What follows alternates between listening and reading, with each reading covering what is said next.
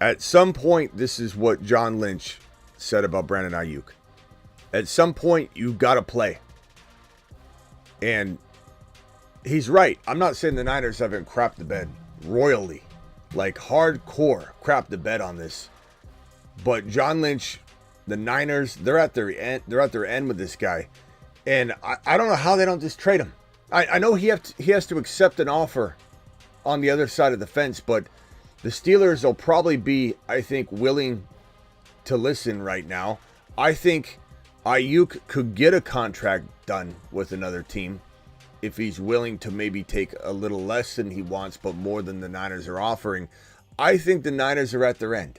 I think one of two things happens. Either Brandon Aiyuk sees John Lynch's disappointment and he sees everything going the way it's going and he says, you know what, I better just get out there. And maybe he's playing on his fifth-year option, maybe he's not. But John Lynch is disappointed. Kyle Shanahan is disappointed. They're at their end. This team is probably pretty disappointed. And I think the negative vibe over in San Francisco might push Brandon Aiyuk in the direction of he won't be standing in the way of a trade getting executed. And if he's standing on what he thinks is business, the Niners might say we have to move on and press the button, similar to the button I'm about to press right now. The Jamar Chase, the Brandon Aiyuk holdout sagas continue. Jamar Chase, if you missed the previous live stream, he didn't practice today. He showed up 15 or so minutes late, walked in street clothes, and decided I'm not practicing because my owner and my head coach think that I'm just going to sit there and allow them to maybe tell me they're going to work something out, not work it out, and then my head coach, Zach Taylor, comes out and says, yeah, he's going to start week 1 and he's going to practice all week long. Jamar Chase said, no. I came in on good faith. You're maybe not doing that. Let me step back into my street clothes. The Fantasy Football Show begins right now. Live from the FantasyFootballShow.com studios. It's the Fantasy Football Show. Live! Monday through Friday, 8 p.m. Eastern. Smitty is also live whenever news breaks. From the FantasyFootballShow.com news desk, here is your breaking news. On the Aiyuk front, there's equal fault. I don't know if I would say equal. The Niners caused this all. The Niners could have just inked him to a deal early in the offseason. And when people say, oh, Aiyuk's being a diva, he is. But remember that the Niners created this diva because they didn't give him the money that could have easily locked it all down and made him happy early on in the offseason. The Niner way is the dumbest way of signing a contract I've ever seen in my life. The Niner way of extending players late in the offseason is the most backwards way of doing things I can imagine. Because every contract, the CeeDee Lamb contract that Lamb Chops just signed, Get lambed. it affects every single facet of this thing. And I don't want to hear a casual comment like, Aiyuk isn't going to get Lamb's money, Smitty. Lamb's deal has nothing to do with Aiyuk, Smitty. It's all interconnected. It's all going to drag the other guaranteed money around all over the board. And Brandon Aiyuk's, in his mind, his mindset, grant you, is saying, I'm worth more today than I was yesterday. Today's price isn't yesterday's price. And Aiyuk's been playing that game every single contract that comes in. The Niners, unfortunately, have not. The Niners have said, we've got our set amount of money we're willing to pay. We'll pay it later on in the offseason. And they think that this is just going to stay there. It's totally the wrong way to approach a contract extension situation. And it's wildly out of hand right now. And Aiyuk's got more to do with it than the Niners at this point in terms of bringing this situation into a crazy place, right? Aiyuk is being difficult. Aiyuk was given the money he wanted to go to the New England Patriots. He said, I don't want to go there. Okay, well, if you don't want money, then you want situation and money. Okay, how about you come back to the Niners? The Niners open the doors again. Say, come back in. This is on Aiyuk at this point. This is Aiyuk's fault at this point. Come back in. we'll maybe up our offer a little bit, but you want a hometown, give us a hometown discount, you can stay where we can maybe win a championship. Aiyuk wants to be the highest paid wide receiver he could possibly be in a situation where they don't quite need him enough to pay him that amount of money. He is just a number on this team. I'm not saying he's not a great number. I'm not saying he's not a great asset to the team that could help win a championship. I'm not saying he can't be a top 10 wide receiver in San Francisco, even with Debo on the roster, if all goes well, but that's still hard-pressed type of thing for him to do when you've got Debo, CMC, Kittle, and I don't understand what Aiyuk's not getting about the fact that the Niners are going to need him less than the Patriots. The Niners are going to need him less than the Pittsburgh Steelers. He can get more money elsewhere, but he's not getting top 5 wide receiver money. He hasn't earned that. He's not a top 5 wide receiver. I can list 8 to 10 wide receivers that are better than Brandon Aiyuk just without even thinking, let alone I push him outside of the top 10. Could he eventually become a top 10 wide receiver? I think he could. I think in the right scenario, he could. He goes to Washington and he becomes the number 1 there. I certainly think it's possible. But in San Francisco, he hasn't earned top 5, 6, 7 wide receiver money, and he probably will not earn top 5 wide receiver money in San Francisco. Why? Because the number 1 wide receiver on the team is Deebo Samuel. The number 1 wide receiver on the team is a receiver that plays wide back, that has a compartmentalized workload for him that gets him to that number, gets him to that importance of value. Aiyuk is not going to be that for the Niners, and he seems to think he can play hardball with a team that doesn't really care. They want to get this done, yes, but they need to crap or get off the pot. The Niners are the ones that need to say, look, we're going to put you out in the spotlight, and we're going to announce to the world that we've accepted a trade to the Pittsburgh Steelers. And it's up to you, Brandon, to come to contract terms with these guys. And if you're going to up your value because of CeeDee Lamb's new contract, you're going to be sitting out the entire season. And the Niners should make a statement at this point in time by making Aiyuk's value go down. We're gonna bench him. He's no longer considered a starter at this moment in time. We're putting in Cowing or whatever. And I'm not saying you make some sort of commitment cemented in, but you're making a statement on the practice field. You're making a statement through reporters. You're making a statement that we are moving on. Aiyuk, we wanted him to be a part of this. This is the kind of way that I would handle it. Make a statement. We wanted Aiyuk to be a part of this. Our door is open. He can certainly wiggle his way back into the pecking order, but we have to move on at this point because we have a game to play. And Aiyuk can't just walk in and be this elite wide receiver that he thinks he is, that he thinks he's willing to get paid, or he's willing to accept top 5 money. How generous of him to not want number 1 overall money. He wants top 5 or 6 overall money. Cowing is the best wide receiver on the roster outside of Deebo Samuel. And that is a development because I like Pearsall a lot. Pearsall can't stay healthy, and Cowing looks like a dog. Cowing looks like somewhat of a mix between Aiyuk and Puka Nacua. And I'm not saying Cowing's a lock by any means, but if I'm Kyle Shanahan, I make a bold statement that Cowing's going into the wide receiver 2 spot, and Aiyuk can try and take it back from him. But I would make a bold statement that devalues Aiyuk in a way that Aiyuk goes running for the contract that Pittsburgh's offering him. And he says, before anything gets tainted here, I better get the hell out of here before they set me on fire because my value's going to tank. I would take control of this situation if I'm the Niners. I wouldn't sit on my hands like they've been, like Aiyuk sat on his hands. The Niners are sitting on their hands. Everybody's sitting on their hands, and nothing's getting done. Get some balls. Say, Aiyuk, this is the final call. Roll call, baby. Okay? Closing time. It's time to step up or you can't stay here. Closing time. And that might happen. You know, we're ahead of the curve here on this channel. We've called this Aiyuk situation to a T the entire way. Remember all the hate I got when I said Aiyuk's going to request a trade? Good Lord, has he requested a trade. Good Lord, has this thing gone to a place where I don't think even I thought it could potentially go. But it was, Smitty, you'll see, he'll be on the roster. We'll be laughing at you at the end of the day. I don't think there's a single Niner fan left that is going to come into my room here and say, Smitty, you're blowing this out of proportion. He's going to be a Niner. Maybe he does end up signing. Maybe this whole thing scares him. He folds last minute. No one's saying he can't sign a new deal with the Niners if he folds, but no one's going to come into this live stream and say, Smitty, I'm not worried. Aiyuk's a Niner. He'll be back. You're thinking to yourself, this is going to be a fortunate situation if it folds back into place because it's unfolded completely. Aiyuk is making a mess, throwing fuel on the fire.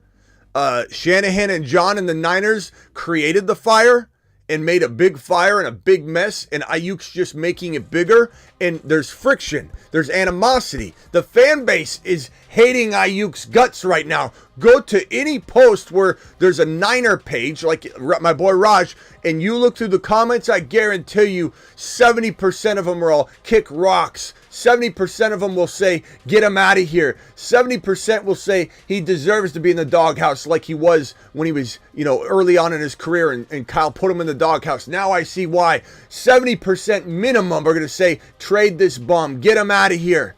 The fan base is irate. Now, could it be repaired? Yeah, Deebo Samuel got the same kind of hate. And I said that was going to come. I predicted the Deebo Samuel thing to a T as well. And this is the same thing. Unfortunately, the blueprint for Deebo Samuel isn't unfolding the same way the blueprint for Deebo did unfold. Or the Deebo for Aiyuk isn't unfolding the same way the Deebo Samuel blueprint unfolded. We're in a world of crazy contracts. We're in a world where we're knocking on the door of a Brock Purdy $60 million per year contract next year, if he can even play well without Aiyuk, without Trent Williams, Christian McCaffrey, calf injury. The window, as Scott Hansen said when he came on the show yesterday, the window is wide open maybe. He thinks, I think it's more like it was, and now it's like open. It's still more open than most windows in the NFL. Like it's probably the first or second or third best team in the NFC, on paper, at a glance right now. But at the end of the day, the window is very volatile. It's broken. You don't know if it's going to collapse, because if CMC can't stay healthy, this whole machine starts to break down. If Trent Williams is out there not blocking for CMC, CMC's calf, his injury history could linger and reemerge because there's not as good of a blocking situation, and it all trickles down. It might all trickle down from Trent Williams. Trent Williams might be the most important part of this entire situation, and the Niners are sitting on their hands with that situation. Now, they get rid of Aiyuk, they open up, free up money. They can do it anyway. They should be doing it anyway. They shouldn't worry about Aiyuk's contract. They should take care of Trent Williams, because everything trickles out from Trent. If Trent's not there, Christian McCaffrey's vulnerable, especially with the calf. The blocking will be lesser. The 8-man fronts could be sitting there waiting for him. Brock Purdy's running for his life. More 3 and outs, less red zone work. Christian McCaffrey's workload goes down. It's all trickling. It's all cascading. It's all connected. It's all interconnected. And it all starts with the Niners. It all starts with the Niners not signing Aiyuk from the jump, when they could have got him for $60 million guaranteed easy, and Aiyuk would have been ecstatic about it, because at one point the highest paid contract in guaranteed money was Ridley getting $50 million, and that sounded like a lot back when Ridley signed his deal. I remember we all came in here and said, wow, could potentially $50 million guaranteed. Could JJ get 90 or 80? Could JJ, someone whispered 100 once. We're like, oh, that sounds like crazy. We went from 50 to doubling that, and JJ getting 110. CeeDee Lamb got 100. I'm surprised he didn't get 110. I can't believe, because he got more of an upfront bonus, it all kind of worked out. Lamb Chops probably sacrificed guaranteed money for upfront money, and that's how he leveled the scales a little bit. But when Ridley signed his $50 million guaranteed deal, that seemed enormous. This is a bad situation, and it's only going to get worse if the Niners, don't rip the Band-Aid off and take control of the situation and grab the little leverage, and he does have leverage, the little leverage that Brandon Aiyuk has, and they rip it from his kung fu grip, and they say, you are no longer the starter. Whether it's saying it blatantly, I know it might not come out that way. That's not how you would probably handle it. But something to the tune of, I'm throwing all the super chats over here so you guys know that I'm going to get to you. Something to the tune of, hey, Cowing is looking really good and he's become our number 2 wide receiver right now. You know, someone is going to ask a question. They're going to lead the question so John and Kyle don't have to say it themselves. Like, what happens is Cowing the starter then? Because you're saying Cowing's going into the number 2 role. We have to move on. Well, is Aiyuk's job safe? You could say something along the lines of, no one's job is safe. If you're not here and someone steps up, you can lose your job like that. Aiyuk's going to have to earn his job back, not be handed the number 2 role.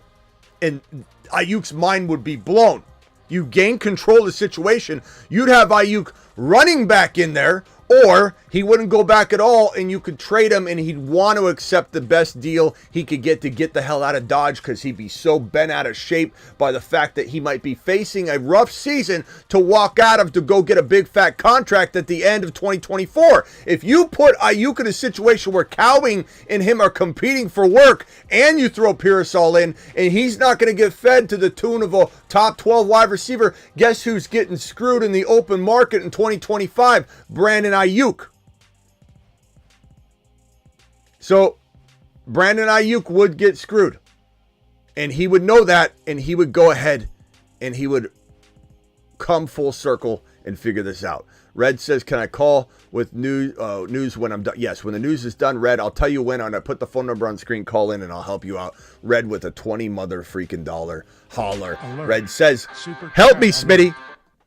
He says, help me. And I got another super chat $20 holler from Nate W. I'm coming for that in a second, Nate. Alert. Super chat alert. Nate, I'm coming for you. All the other super chats, I'm going to answer in order in which they're received. Appreciate you all dropping those super chats. Red, I'll be right with you. Just let me get through this. You know, and then you got, let me put all this over here. You got this situation here. Actually, let me just put this graphic on top of all that for now. And then let me put the Jamar Chase. Look, Jamar Chase, this situation is, I don't want to say like similar, because there's very different pieces of this situation that don't relate to the Aiyuk situation. But you've got this guy who is holding out, the brass, the ownership, the head coach, everybody involved is trying to work out a deal with him. And I'm sure they're telling him things, whispering sweet nothings in his ear, saying, hey, you know, get on the field, do your thing, and we'll do right by you. We'll keep working on it. And we just don't want you to like get hurt if you're like sitting out. And so let's go ahead and keep this ball rolling. All right. We'll get it taken care of. And I have a feeling, this is my guesswork here. Okay. I don't have a lead necessarily on this particular part, but my guesswork is that he's not feeling like that's getting done. He feels like he's doing his part. He's showing up. He's on the field. But maybe they're not stepping up and making it an urgent matter in his mind. Like maybe his agent's like, I haven't heard anything. Maybe he's getting bad information, or maybe his agent's just saying, look, they haven't done what they said they were going to do. They told us they'd get with us tomorrow or the next day, and time's running out. And here he is going on the field. He could get injured. And then his head coach, Zach Taylor, goes out there and says, he's going to be in there in week 1, and he's going to be starting all week, and he's speaking out of turn, and he puts his foot in his mouth, and Jamar Chase says, I think I'm going to sit out again because I don't think you're taking me seriously. I stepped up and did a solid by showing up, got out here, and you guys are backing off your commitment of still trying to work out a deal. And real quickly, if I didn't, I said this earlier on the Aiyuk front. This is John Lynch's quote, by the way. At some point, you got to play. John Lynch, 49ers. that is a statement of disappointment, and the look on John's face was so disappointing. Okay? And in the same respect, I feel like Jamar Chase is the one disappointed on this side of the equation, whereas the Niners are disappointed. Aiyuk doesn't really have a leg to stand on. Everybody from the outside in is looking at Aiyuk going, you're not really worth what you think you're worth, pal. And you're being offered an extreme amount of money, and you should be taking it. Nobody's siding with Aiyuk, I don't think, at all. Really, nobody at this point. But I think people are siding with this guy, Jamar Chase, saying that if his request is he wants to get paid what Lamb's getting, or JJ, or somewhere in between, or at least what Lamb got. What do you think's going to happen? If you're the Cincinnati Bengals, what do you think's going to happen in 2025?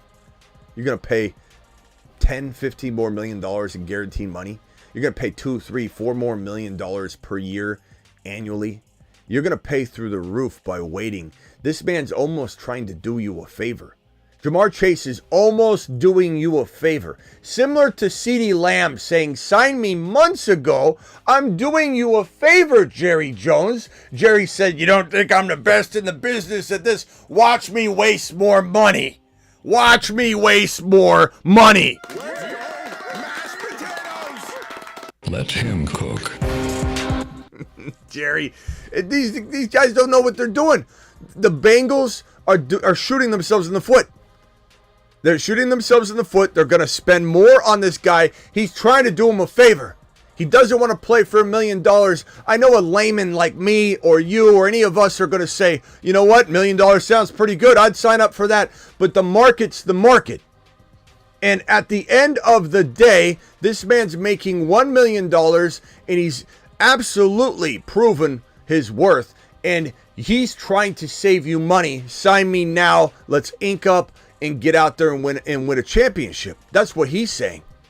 But they're playing around in Cincinnati with this man, and he's not having it. And he does, unlike Brandon Aiyuk, have the leverage to say, you can't put Cowing in to replace me. Yoshi Voss, he's good, but he's not replacing me. Jermaine Burton, pretty darn good wide receiver. He is not replacing me. Higgins, you can fill in with Higgins, but what happens with Higgins' spot? You're absolutely dropping off the face of the earth if you're the Bengals, if you don't have me, Jamar Chase, in your lineup. He has all the leverage in the world. The Bengals are just too crazy to know it. It sounds like they don't have the intelligence from the top level down, at least from an ownership perspective, because he looks like he's off his rocker on this situation. They don't know how to fix it, and it's very simple. You're paying whatever Lamb got, no matter what.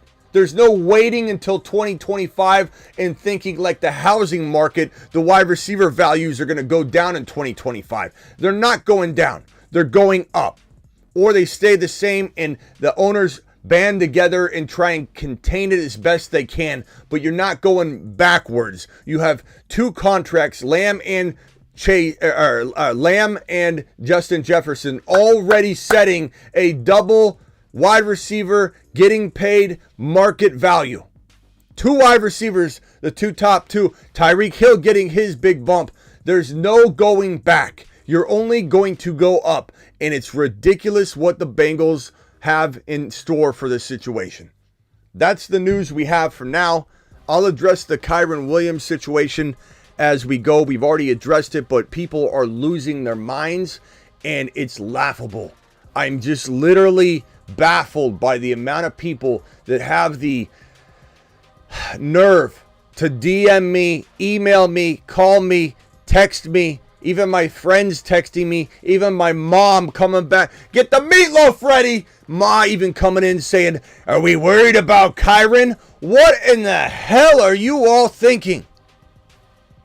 Nate W, $20 hauler, monster you. Wad up, 4-keeper league, forfeit the pick they were drafting last year. Hurts 3rd round pick. Love 13. Note that Hurts will go to round 2 since most of the top guys are going around 2. Most of the top guys are being kept. Example, Brees is a round 4 keeper. Yeah, I'm gonna take Hurts because he's such a fantastic player to build around. I guess the only thing I would say is, like, if you told me you could get like a Pacheco or an Achane or even like a Cooper Kupp type of player with this 3rd round pick, then Love in that pick might be something you look at. At the end of the day, though, you still potentially could get in like the later rounds, even if you're talking about not 13, but like you're finding Coleman's, you're finding Worthy's, you're finding Rice's, you're going to be fine. Hurts is just a great value in the 3rd round. I don't know. keeper league. If he goes up though, and you eventually lose him, like limited keeper, like it keeps rising, or you keep him in the third round every year, it's fantastic to lock it down. If it does go up every year and you eventually lose him, you might want to consider Love if that player in round 3 could be somewhere near what I'm talking about with that situation. Okay, so let me get on over to this super chat from Kyle. $5 hauler, 10-man team. Need a rating, Smitty. JT, Wilson, Achane, Mahomes, McBride, Dell, Stevenson. Good squad. If I'm rating it, I'm probably going to say JT, Wilson. I assume this is just is Garrett Wilson. So JT, Garrett Wilson, Achane, Mahomes, McBride, Dell. I would say this is an 8 out of 8.0. Very good squad. Am I trying to trade Chase Brown or Ford or Brooks or Stevenson later with one player to upgrade one player? Maybe, but you have such a good team. It'd be Stevenson maybe you're trying to upgrade, or maybe upgrade Worthy, and that's it. Or upgrade potentially. Yeah, I like to keep Worthy because you have Mahomes. Yeah, Chase Brown, Ford, or Brooks, Stevenson, upgrading one of those guys. So Stevenson in some sort of move, maybe. That's all I can think of. JT to Bijan. Past that, you're kind of sitting on an 8.0, and you're maybe waiting for good offers to come to you, and just kind of seeing how it plays out in week 1. Just because it's such a good team, and I don't really want to mess with the starters, and you can't trade anybody else. So trade Kyren and Rice for Tyreek. I'd rather have Kyren and Rice personally. I think Kyren is a top 5 overall player. Top 5.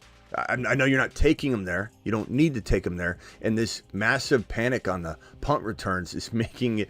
I'm unsure as to how far he's going to fall, but he's a top 5 overall player. He deserves to be going in the top 5. And yet, somehow, some way, this man's returning punts and he's lost his job. Does anybody know that he returned punts in weeks 1, 2, and 3 last year? And he was still an absolute force. Does anybody realize Cooper Kupp returned punts during his big, huge monster year? Does anybody realize that returning punts doesn't take away your starting job? Does anybody realize that the new kickoff rules, I know that that's different than the punt return rules, but just the kickoff rules in general are just changing the way everybody's trying to attack returns? Like, this is not unusual to have a player return punts. Nobody knows that he returned punts in weeks 1, 2, and 3. It's laughable. When someone asks me a question, I don't even answer it. When someone in social media commenting sections everywhere says, Smitty, what do you think of this? I just put a skull emoji or an LOL or a laughing emoji, and then they follow it up with, what's that mean? What do you mean, Smitty? And I don't answer it. I'm not going to waste my time answering Mickey Mouse questions over and over and over. I might say, see my live stream. We're gonna talk about this later on Kyren, but yeah, give me Kyren. There'll be more on Kyren. I got more coming. Don't worry. We're gonna have a Kyren show, so we're gonna beat a dead horse on this topic probably. I'm drafting at 8 p.m. 14 team 0.5 per touch. 0.5 per touch makes it hard to really know your scoring system, bro. I'm going to tell you that up in advance. So if somebody pops off on your, you sort by your scoring format, you need to know what you're dealing with. But I have the 7th spot. Who should I target? I'd be running back heavy. If that's what you're talking about, the league goes running back heavy. You got to take Bijan or Breece Hall or CMC, or you might even want to consider going Jahmyr Gibbs. You might want to consider going Kyren Williams. Oh my God, the guy that returns punts? I mean, I've taken Kyren at 11 with a smile in the last 12 hours. Smitty, you were right on BA. I'll admit that I was a Niner fan and I was wrong. What a mess. He needs to go. I didn't expect BA to go nuclear. But Jolts, I appreciate that. But Jolts is still the team's fault from the onset. But yeah, Aiyuk is definitely throwing fuel all over the fire. And if the Niners are trying to make it right and fix their wrong, Ayuk's not letting them. So he's certainly creating a big problem right now. Please rate my team. Gibbs, Kyren, Puka, Devontae Smith is absolutely fantastic. You've got three top 12 guys. AR5, Devontae Smith, Neighbors, Reed, love it. No trades. Just hold and wait. Let some guys like Reed and Ferguson and Neighbors gain value, and then circle in into a live stream and let's cook up a potential trade for week 2, looking at guys that didn't perform in week 1, underperformers, buy lows, sell highs. James Smith, $5 hauler. Murray, Bijan, HN, MHJ, Metcalf, Andrews. It's a good squad, really good squad, similar to the team I just read off, really. 8.0 for the guy before you, 8.0. Who was the person before you? Was it Kyle or 8.0 for the guy before you, 8.0 probably for this one. The only thing I'd say is you do need, Chase Brown, Reed, or Mostert, or potentially even Purdy. I doubt Purdy's going to have a good week 1 at this point. You need those guys to do something significant before you can even attempt to try and trade them, if you even want to trade them. Just because Reed's not there yet. Chase Brown doesn't have the value yet. You're selling low. Coleman doesn't have the value yet. Most people doubt him. So this team is a 100% hold and wait, but I absolutely love it, and I don't even think you need to make a move walking into the season. Gaming with a $5 12 team in order. Stroud in order, so Superflex. Stroud, Gibbs, Kyren, JD5. Wow. Kupp, Kincaid, Dell, Pickens. I'm going to call cap on this one, gaming, because, this would be maybe one of the highest rated teams I give. But it just seems like you're playing with a group of people that literally don't know what they're doing. It's very hard for me to imagine that there are 11 pulses in this situation. Like, someone must be either passed out, in a coma. There's just no way you're getting Kyren and Gibbs after you take Stroud, still getting JD5, who is arguably a top 25 overall player in a Superflex. You still get Cooper, Kupp, Kincaid. Dell's still there for the taking. This is an absolute domination fest. So I'll give you your 8.8, which is the highest score I've given yet to date on the offseason. But I don't know that I could give you what you probably deserve, because it's hard to imagine that being a tough environment. You're just dominating. It's like going to the local Pop Warner field and you're a professional athlete walking out there and you start taking handoffs. Like, you're just blasting people. $10 hauler from Isaac, going absolute nuts in the super chats lately. Love Isaac being here. Did you guys see the NFL change its rules and will allow private equity firms like BlackRock and Vanguard to invest in teams now? First sports betting, now this. I'm done with football next year. You better not be done with football next year, Isaac. That's one of the worst.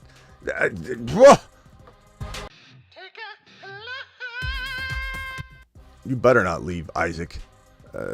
Stop.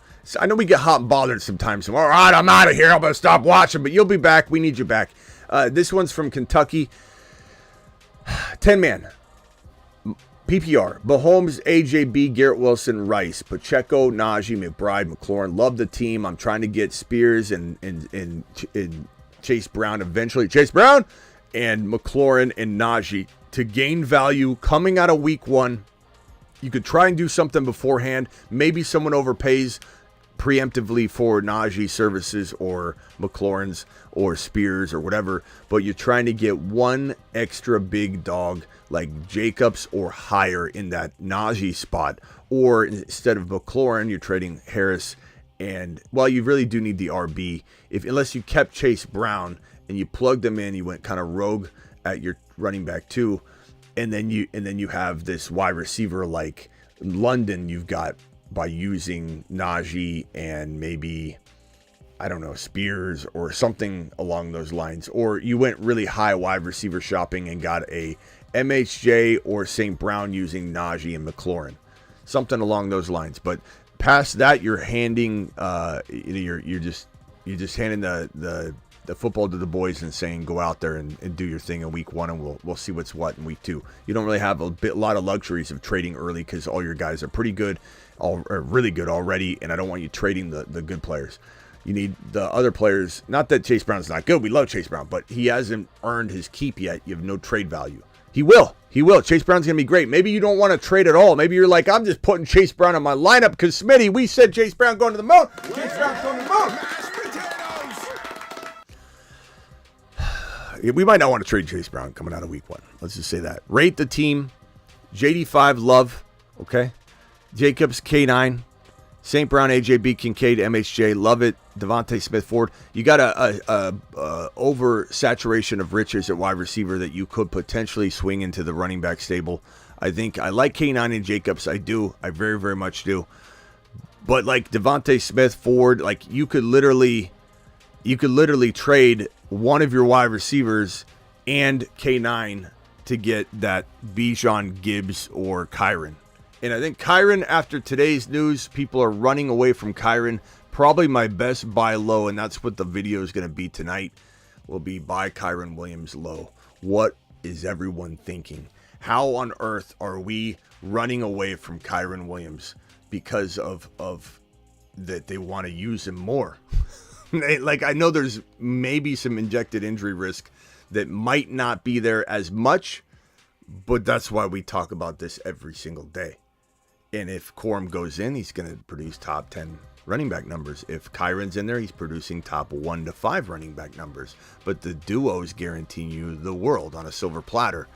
Announced as the starter too. How long until Fields starts? Yeah, I'd probably say I give him 4 weeks maybe before Fields gets thrown out there. And this is one of those things where I'm not trying to predict injury, and obviously I don't have the Gray's Book Sports Almanac at least on me right now, but I could see Wilson getting hurt and this thing taking care of itself. I mean, he's already woke up injured, and I feel like the stars are going to align for Fields to hit the field. It's just a matter of time. I don't know how it's going to happen, but it's going to happen. 10-man full PPR, 2 QB Superflex, Burrow, Goff.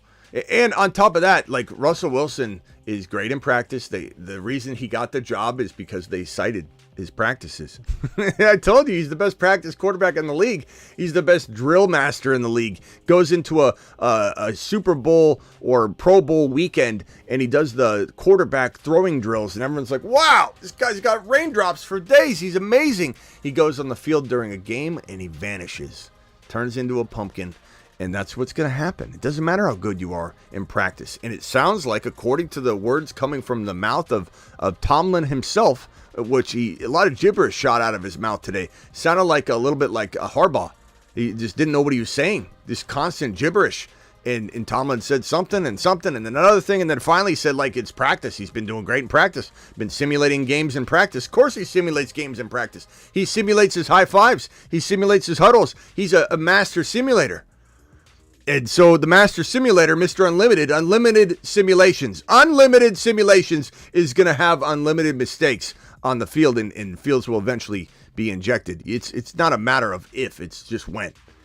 10-man full PPR, 2 QB, Burrow, Goff, Young, Pacheco, Connor, B-Rob, J.K., Olave, London, Dell, Neighbors, Reed, McBride, A.D. Mitchell, Jordan Mason, Braylon. I like the squad a lot. McBride, obviously really good. Neighbors, Dell, London. This is a really good wide receiver room. You kind of went light running back shopping. I don't see Benson on your team. If you had Benson, I'd say kind of feel pretty good.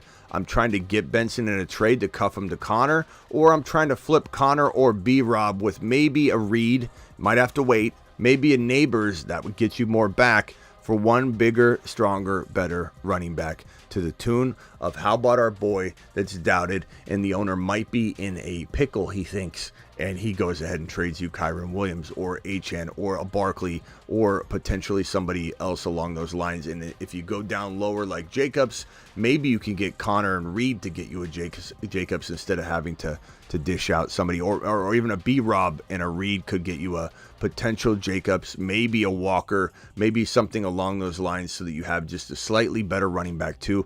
I like Connor. Again, you have Benson, it'd be a different story. Maybe Benson can be had using Jaden Reed. Maybe you could trade B-Rob for Benson and something to kind of secure things up. Maybe J.K. Dobbins for Benson straight up, and you convince this guy that has Benson that, J.K. is going to be starting. That's probably what I'd be doing. Thank you for the $10. To the moon. That gets you a moonshot. And the final super chat of the moment, we'll open the phone line. So Red, you can dial in right now, and then any super chats that come in will be handled in order in which they're received. Allen, Achan, Gus, Edwards, Lamb, Aiyuk, Dunze, Kittle, Kirk, Chase Brown, Patriots, no kicker, 3 receivers, 2 flexes. I like the team a lot, but there are a couple players that you drafted that I just don't draft. I don't draft Kirk. I don't hate Kirk. I just don't draft Kirk. I don't like the value. I'm not drafting Aiyuk right now. Why in the heck would I draft Aiyuk right now? And Edwards, I think, is not going to be anything special. I think he gets hurt, and I don't even know how that Charger situation is going to even work for anything. So I'm trying to trade a combo of those guys, Edwards and Kirk, together for maybe a player like, I mean, there's so many options that you could go after. Running back wise, you're trying to get a Walker, you're trying to get a Jacobs. Clearly, that won't necessarily. This is Coffin Clay. Is it Laundromat Jack? Laundromat Jack. Hold on one second. I'm coming for you. I thought you were Coffin Clay because I heard the cough. I'm trying to get rid of a combo of that. Chase Brown might get it done too. You know, Adunze might get you something solid. So those are something you need to look at. And then Superfish, Smitty, could you please play our HN drop? Yes. Tua is durable in the chat. For our friend, Tua is durable in the chat. Sure, I certainly could.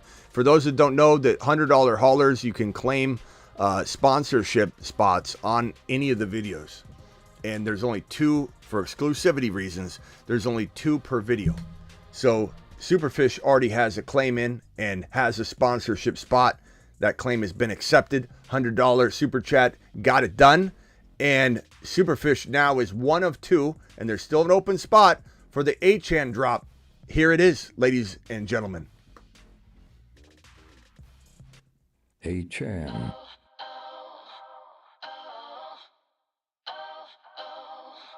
HN. Your name goes in the corner. Is Look the at man. Look at Superfish. His haters call him small. But he is 9 feet tall.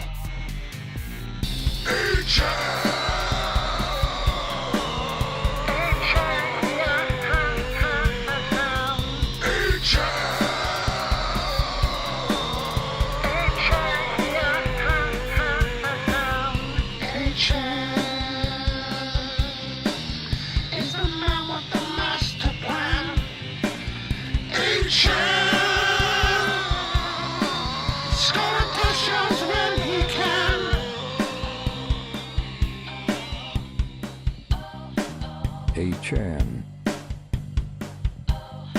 is the man.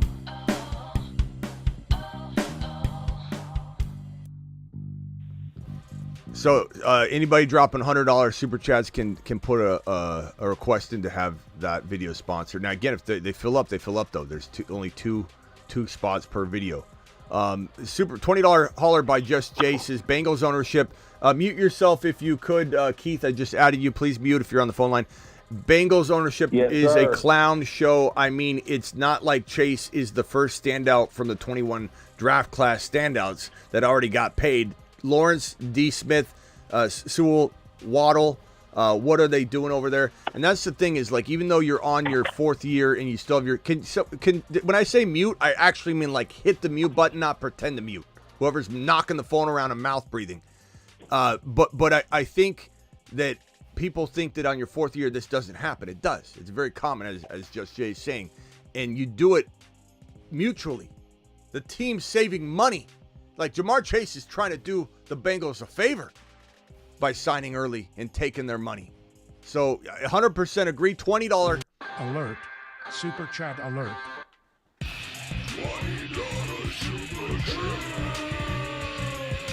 And then the last super chat of the moment is a $20 hauler by Matthew. 16-man league. That's tough. 16's tough. JD5 Fields, Gibbs, HN, Chase Brown, Benson, Wright, Davis, Debo, Cup. Come on, bro, BT. That's like an 8.5 in a 16-man, maybe even higher. That's crazy. How do you get Cooper, Cup, Debo, and BT with Gibbs, with HN, Chase Brown, JD5? I'm calling cap on that, but if it's not, it's, you know, it's an 8.8 or 8.5. I'm one of the higher. I just question the people you're drafting with, which is why I can't go over the 8.8 with you either, because I just don't buy that. There's no way to get that in a 16-team league unless nobody knows what they're doing. You know, or you set the pre-ranked list to like 2018 just to confuse people. I just don't understand. That's a big cap. Drop a cap in the league chat if you're thinking that's a cap too. And look, don't get mad at me, Matthew. I appreciate your $20 hauler. Let's give him a celebration. Alert. Super chat alert.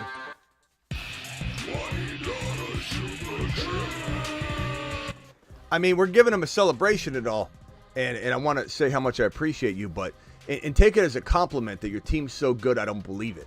You know what I mean? Like, don't get mad at me. I'm not calling you a liar. I'm just saying maybe you hit your head and you didn't remember that, I didn't have all these players on one team. That's all I'm saying. I just can't imagine that in a 16-team league. So if you did that, you're a surgeon. You're a draft surgeon. Okay, phone lines are open. Laundromat Jack, you were live. Hit me. Smitty, what up, man? My draft's tomorrow, so I had to call the GOAT of fantasy football. Okay, what can I do for you, bro? Good. So I got the 9th pick in a 12-man, and I'm debating between A.J. Brown, Garrett Wilson, and J.J. if he falls to me. I'm just wondering how you view them right now, ranking-wise. What do you think out of those three? Name the three. Name them again. J.J., A.J. Brown, and Garrett Wilson. J.J., A.J., B, and G. Willie. I mean, they all have their pros and cons, man. You know what's funny though? Just I want to mention this is that I've noticed though in the leagues where I'm trading like St. Brown, I drafted Brown. I'm trying to make some moves, or I'm entertaining sending anybody off at any moment. I find that JJ still holds the most trade value and the most interest. So like when you draft AJB and Garrett Wilson, it feels safer, but for some reason when people are trading, they just see this big name and they can't resist, and they don't factor in all the other things. And so I do find that there's more after market value with it. But I think like if you want to go safety, AJB's your guy. If you want to go with the I want to say he's got some safety to him as well, but the ceiling's a touch lower, but the floor is certainly higher than Garrett Wilson's. But Garrett Wilson's the definition of the high risk, high reward. I would say Garrett Wilson probably has a little bit higher ceiling than AJ Brown. And I say that because AJ Brown, they brought Barkley in, Goddard's healthy. Like there's a lot more targets to be had that wouldn't have been grabbed had those two things haven't been injected into this situation. So it's not like, but it's a new offense. They're going to throw more. It's Kellen Moore, but now you have Jahan Dotson. Like, so there's some concerns that his ceiling isn't as high as it could be, but he's very safe. Garrett Wilson's just the definition of high risk, high reward. You like rolling the dice? I would say why not throw G. Willie in there? If you want a combination of a little bit of risk because the situation kind of sucks, but he's steady Eddie, JJ's your guy. You got probably a little more injury risk with AJ Brown too with the knees. So JJ's got less injury risk, even though we worried about him all year last year. That's the way I look at it. But if push came to shove, I guess I would go JJ. I don't know. It's so tough. And I don't have a lot of JJ shares. If you do, then maybe mix it up. But I don't. So I think in this situation, if it were me, because I own AJ Brown in the league personally, because I have Garrett Wilson in another league, and I don't know that I own JJ in any leagues right now. Like best ball, of course, but like any of the like 8 to 10 buddy leagues or whatever that I do, I don't think I do have one dynasty league with him. I have one dynasty league. Tough call, bro. Tough call. Yeah, can I give you one more? Quick, go ahead.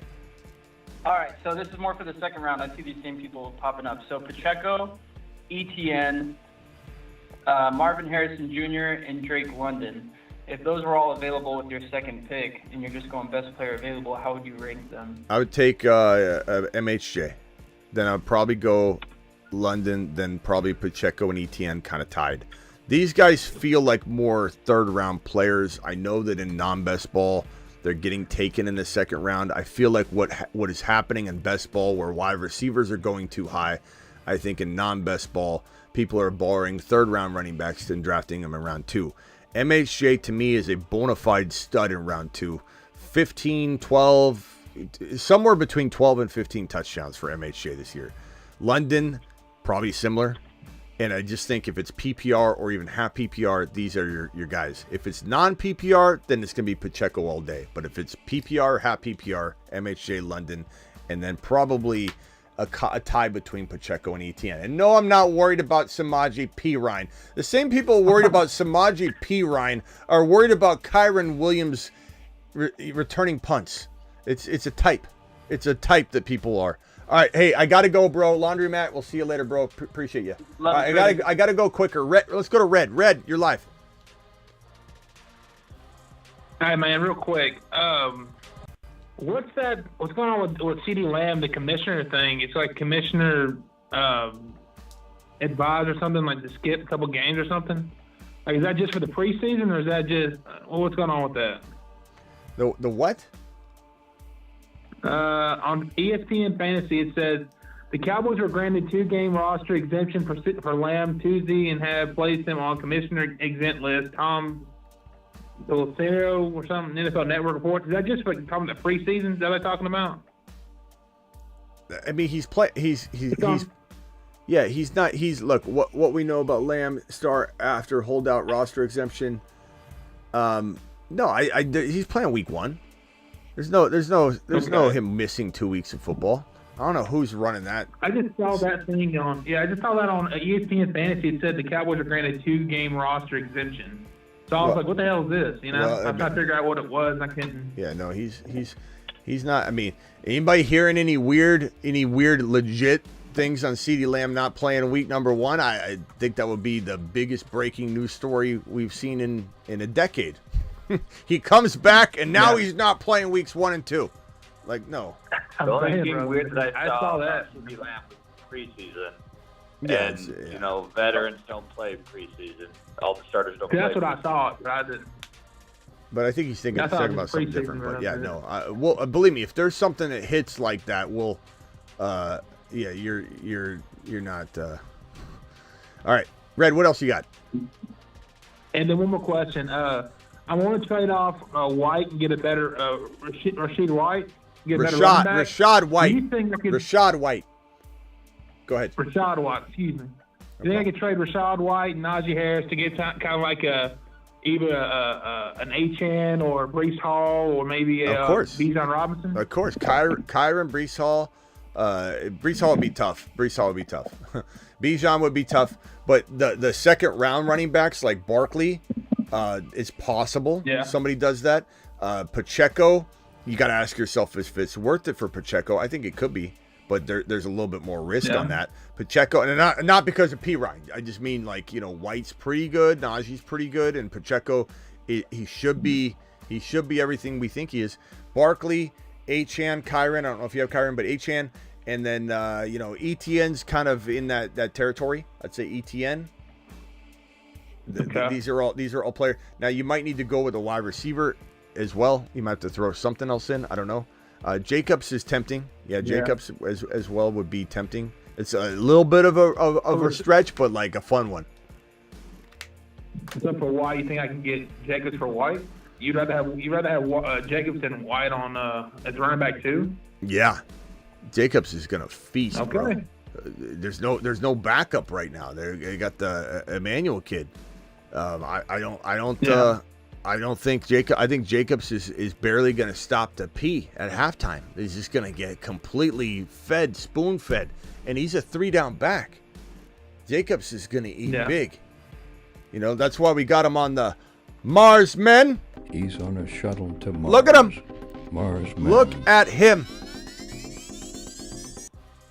What else you got, Red? Anything else? That was it, bro. All right, call back. You got another one later. All right. Appreciate it, let's see. Next up would be Tyler. Tyler, as quick as you can, pal. Yeah, I just want to put in my 2 cents when it comes to this Chase thing. I think Chase is easily going to play week 1. I think he's trying to get as much money as he can because everybody wants to try to get as much money as he can due to, Boyd leaving, because you got to think that it's only Chase's second year. So he's thinking, now that Boyd has left, I'm going to try to get as much money as I can, but if not, I'm going to play anyway. I mean, hey, I don't mean to. I'm not trying to be mean on this or anything, but that's Captain Obvious stuff, bro. We know he wants to play. We know he's trying to get the most money. The question is, like, is there a point where he returns and plays without it though? You know what I mean? Like, there's a chance that he says, look, I'm not going to go injure my body. I can sit out the entire year and my value will still be there. My value, because it's not going away. We hate when players sit out. Look at Ridley. Look at Deshaun Watson. I mean, it's bad. But if he sat out, he still could get his money. He could push it. He could go into week 1. This is why I said there's like a 5 to 10% chance, greater than I ever would have said in the past, that the amount of money that these guys are getting now, they will not care about missing out on money anymore. Like, I always say this to, like, what player is willing to throw away $20,000 to $40,000 on a fine? Like, I remember Cam Newton used to always hand the football off to a kid and he'd get fined. I don't know what it was, $10,000, $50,000, whatever it was, every time he did it, and it was worth it to him. And how many people would it be worth it to? I bet you a majority of people would be like, I'm not losing $20,000. Like, I'm cheap with my money. I'm cheaper with my money than him. This was his principle.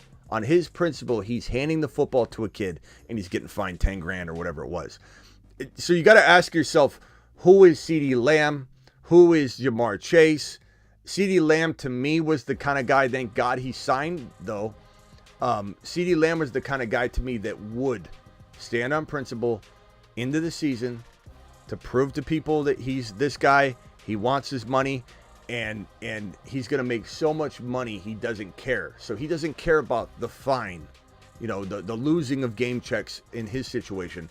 That didn't bother him, just like Cam Newton could throw away $10,000, $20,000 like that.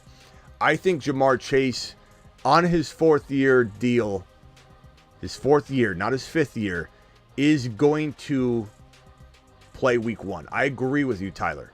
But there is a potential chance that he gets pissed off like he did today when someone does something that they should have done, or they say something they shouldn't have said. And when Taylor said this and that and put his foot in his mouth and he felt offended and he felt like he got stabbed in the back, he made a stance on principle. So we never know when a player is going to, with this amount of money they're getting paid, say, I don't care about $10 million or $5 million on the front end of this whole thing.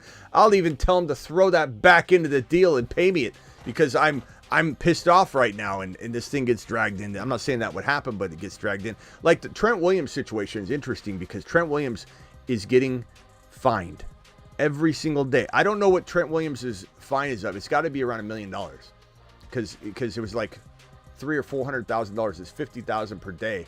It was about $400,000 or $500,000 like a week ago or something. So Trent Williams is racked up $1 million in not forgivable fines. They're not forgivable. And so at this point, Trent's going to look to the Niners and say, let's just throw out an arbitrary number if he wanted 15 million, whatever, in this, whatever his amount is. Let's throw out a number. He wants X million per year. And now he's going to say, throw in $1 million. Not necessarily $1 million a year, but throw in $1 million more to account for my fine that you can't revoke. And it's going to get interesting as this number gets higher and higher, if that's even a possibility anymore. So Trent Williams is also playing with fire in that the Niners at some point won't be able to forgive him through paying him more. They can barely give him what he wants right now. When those fines start exceeding, amounts that are close to like, this is what you're negotiating on. Like, we're $1 million apart and you got $1 million in fines? How the hell are we going to pay you $1 million? We're $1 million apart and you're getting $1 million in fines. Why aren't you signing right now? Like, it's wild what's going on in San Francisco right now. That's exactly what scares me about Aiyuk is thinking, well, I want to play for like the Commanders or whatever, the Steelers, or name a team. And he's like, okay, trade me or I'm out. Yeah. And but the problem is, bro, they tried to trade him. This is why Aiyuk and the Niners are both the problem. The Niners should have taken care of this in the beginning. Then they said, you know what, fine, we'll trade you. And they set up a trade to the Cleveland Browns. And that trade fell through. because he didn't want to go there.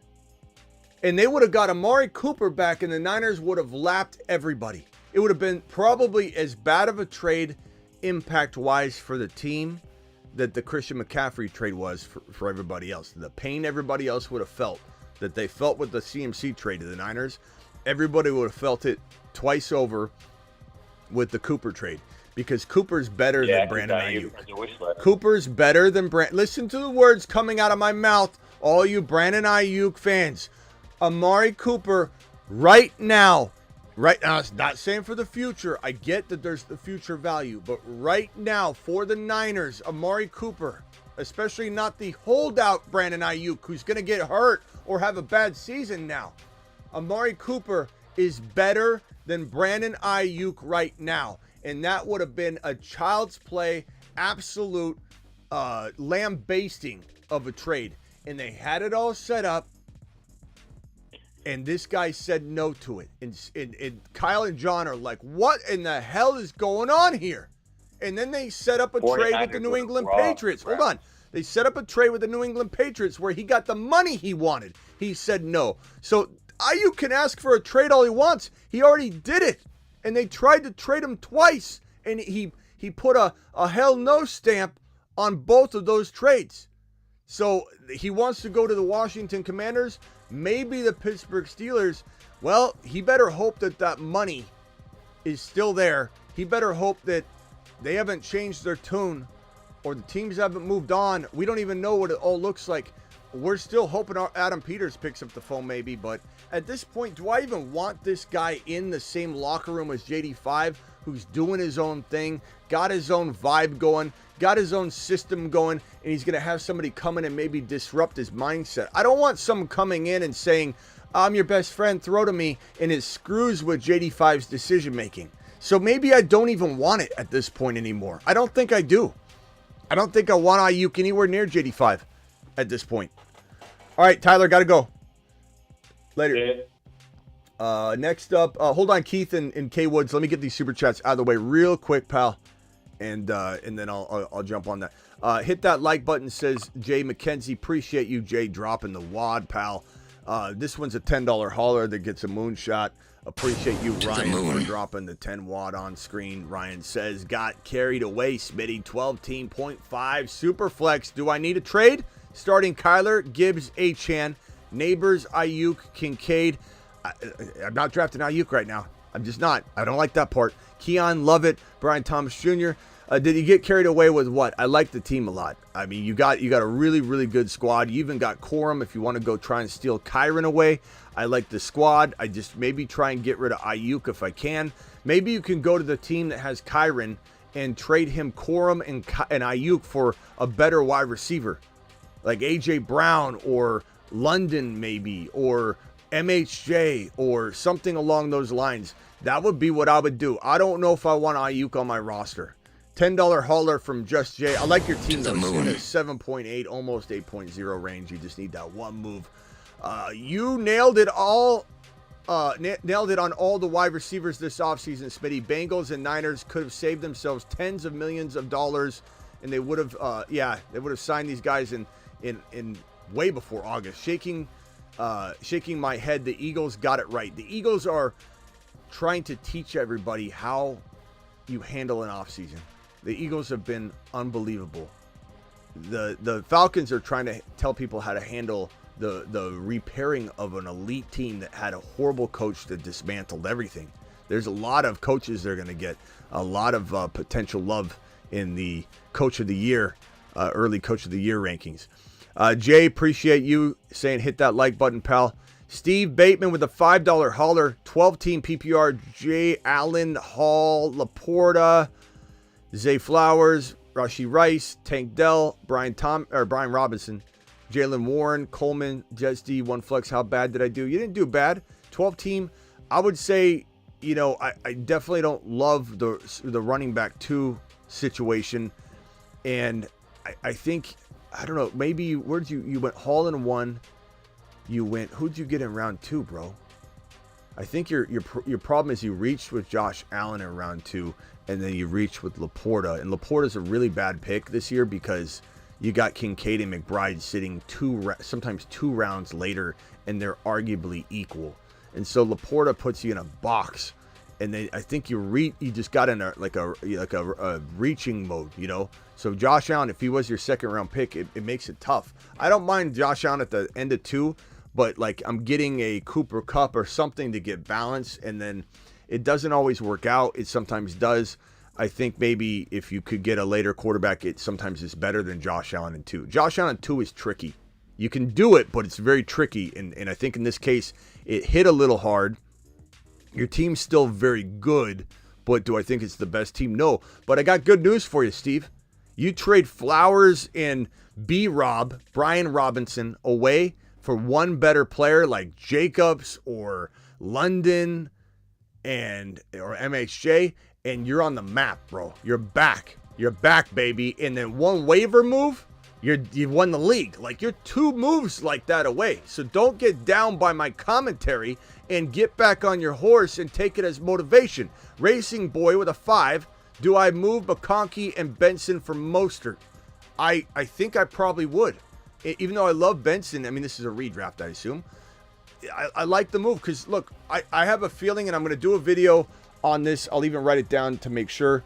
But Mostert is going to be somebody I think a lot of people regret doubting. I'm not saying that he's going to do it all year long. I think Wright is a must cuff to make sure you ensure what you're going to get in the early weeks to continue once Mostert gets hurt, and he's 87 years old, so it's probably likely that he gets hurt or drops off or hits a wall or something because he's too old to maintain. But I think we're all going to see a week 1, a week 2, a week 3, potentially the first month of football where we don't, because we're talking about it now, but a majority of people are going to go, why did I think that Miami Mike McDaniel wouldn't feed Mostert again? Why did I think? Because we love Achane.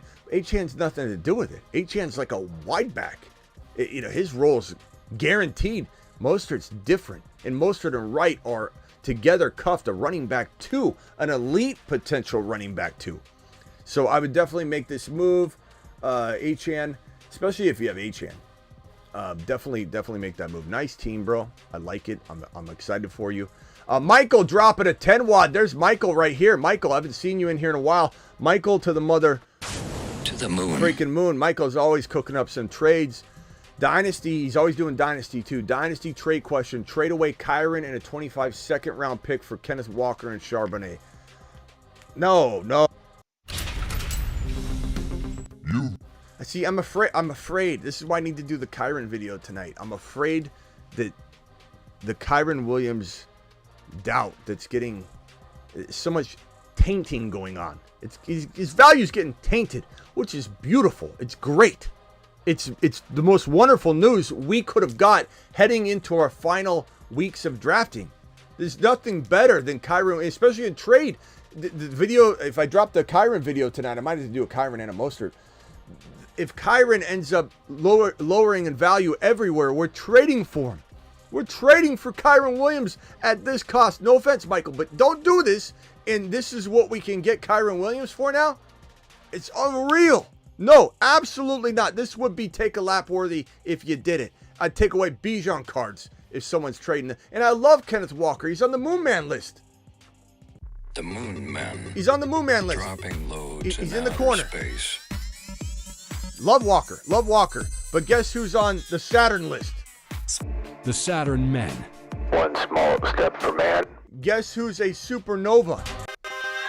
There are Saturn, Mars, and Moon Men, but only 5 can become supernovas. It's now 6, I not give 5. you the 5 best picks in fantasy 6. football. They are the 5 I gotta redo the audio. supernovas.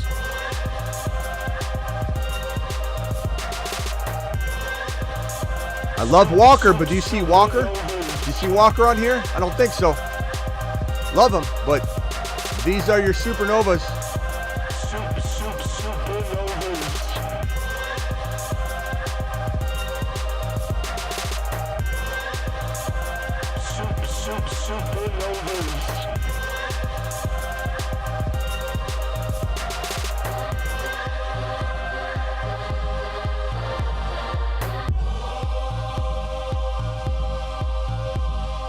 Liftoff of mission 41 first flight of the orbiter Discovery, and the shuttle has cleared the tower.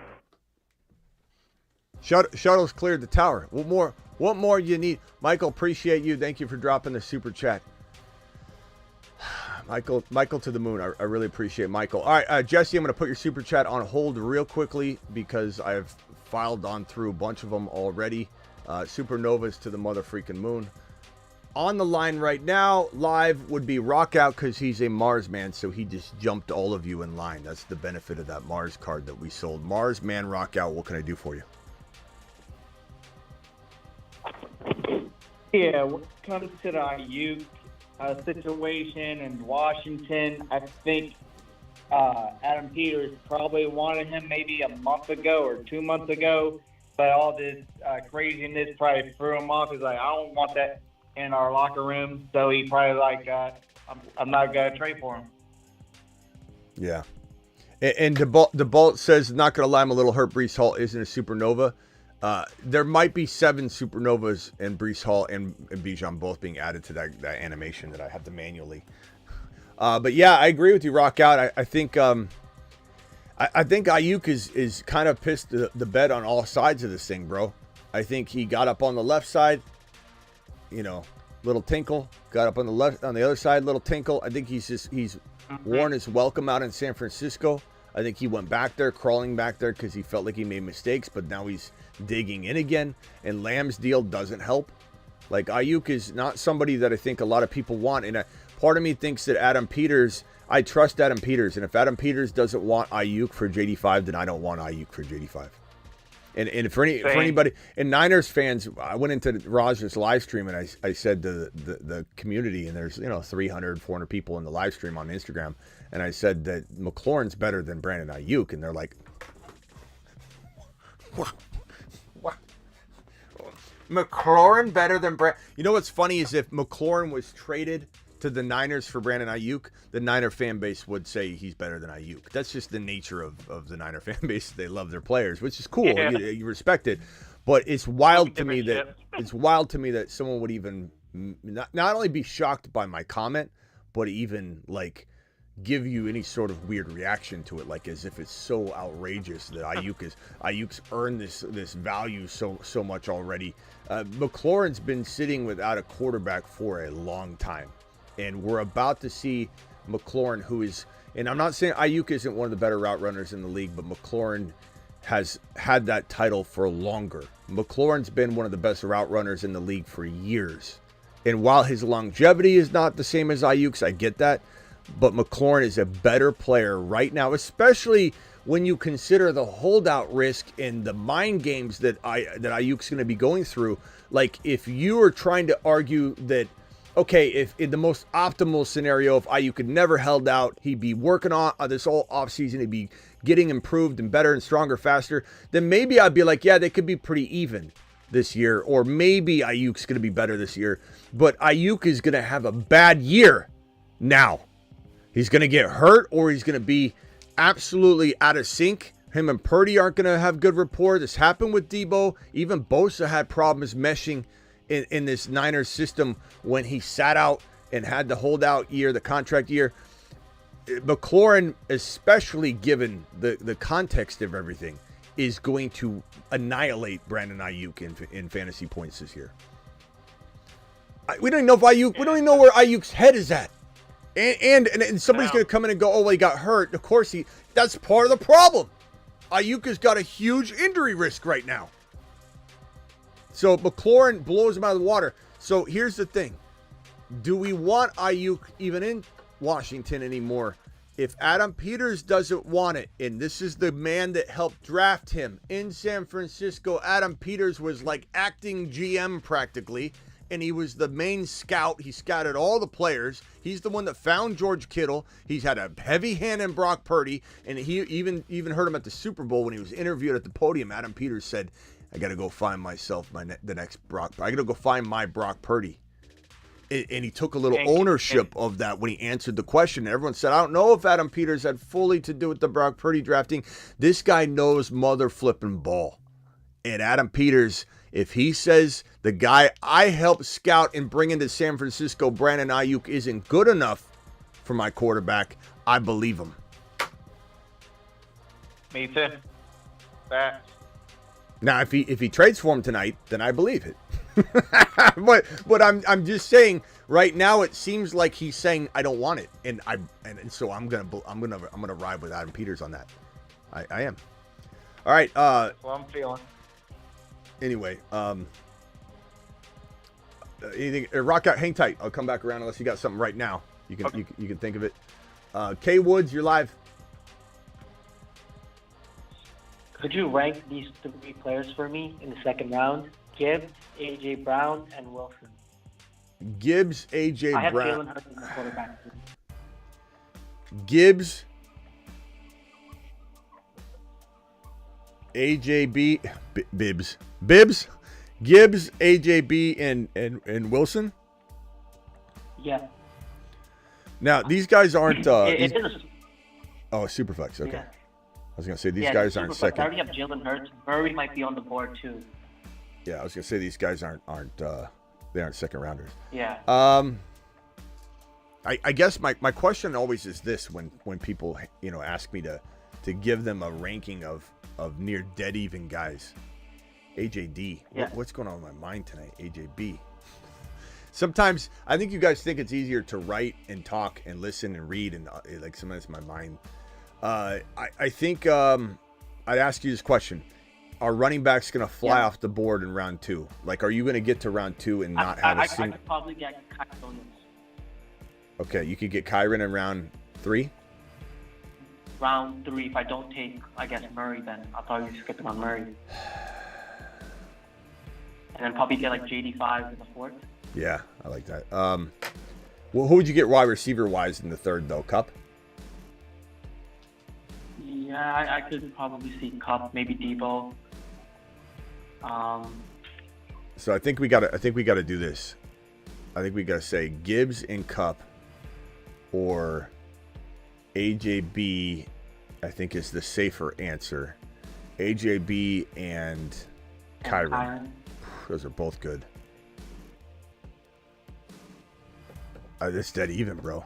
It's really dead even. I think the answer is what's more likely to screw you, not going this route or this route. Is there potentially a drying up of the player Gibbs in round, or if you go Gibbs, are you potentially going to dry up at wide receiver and not get the Cup? Or if you go AJB, is the running back stable going to potentially dry up and not get you Kyren? So my answer to you is only you're going to know whether you're going to have a better odds of not getting screwed out of the combo here. And you just got to pick what works for you. If you added Tank Dell into the equation, let's say I get Tank Dell in the 4th, 5th. I mean, I think you just don't let that affect anything. You could go Gibbs and Kyren. You could go Gibbs and Kyren. And then, I mean, I do love that. And then Dell, like later. Oh, that'd be great. Yeah. I guess. So adding Dell to this mix. Let's look at these right here. Sometimes writing it out is it's the best way to. That's why I had this. So it is, and I want JD5 as my second QB. Yeah, so you get JD5 in all these cases, right? So I'm not going to include them. I'm just going to assume that you have them. Yeah. Okay, so Gibbs, Kyren, Dell, AJB, Kyren, Dell, and Gibbs, Cup, Dell. Give me.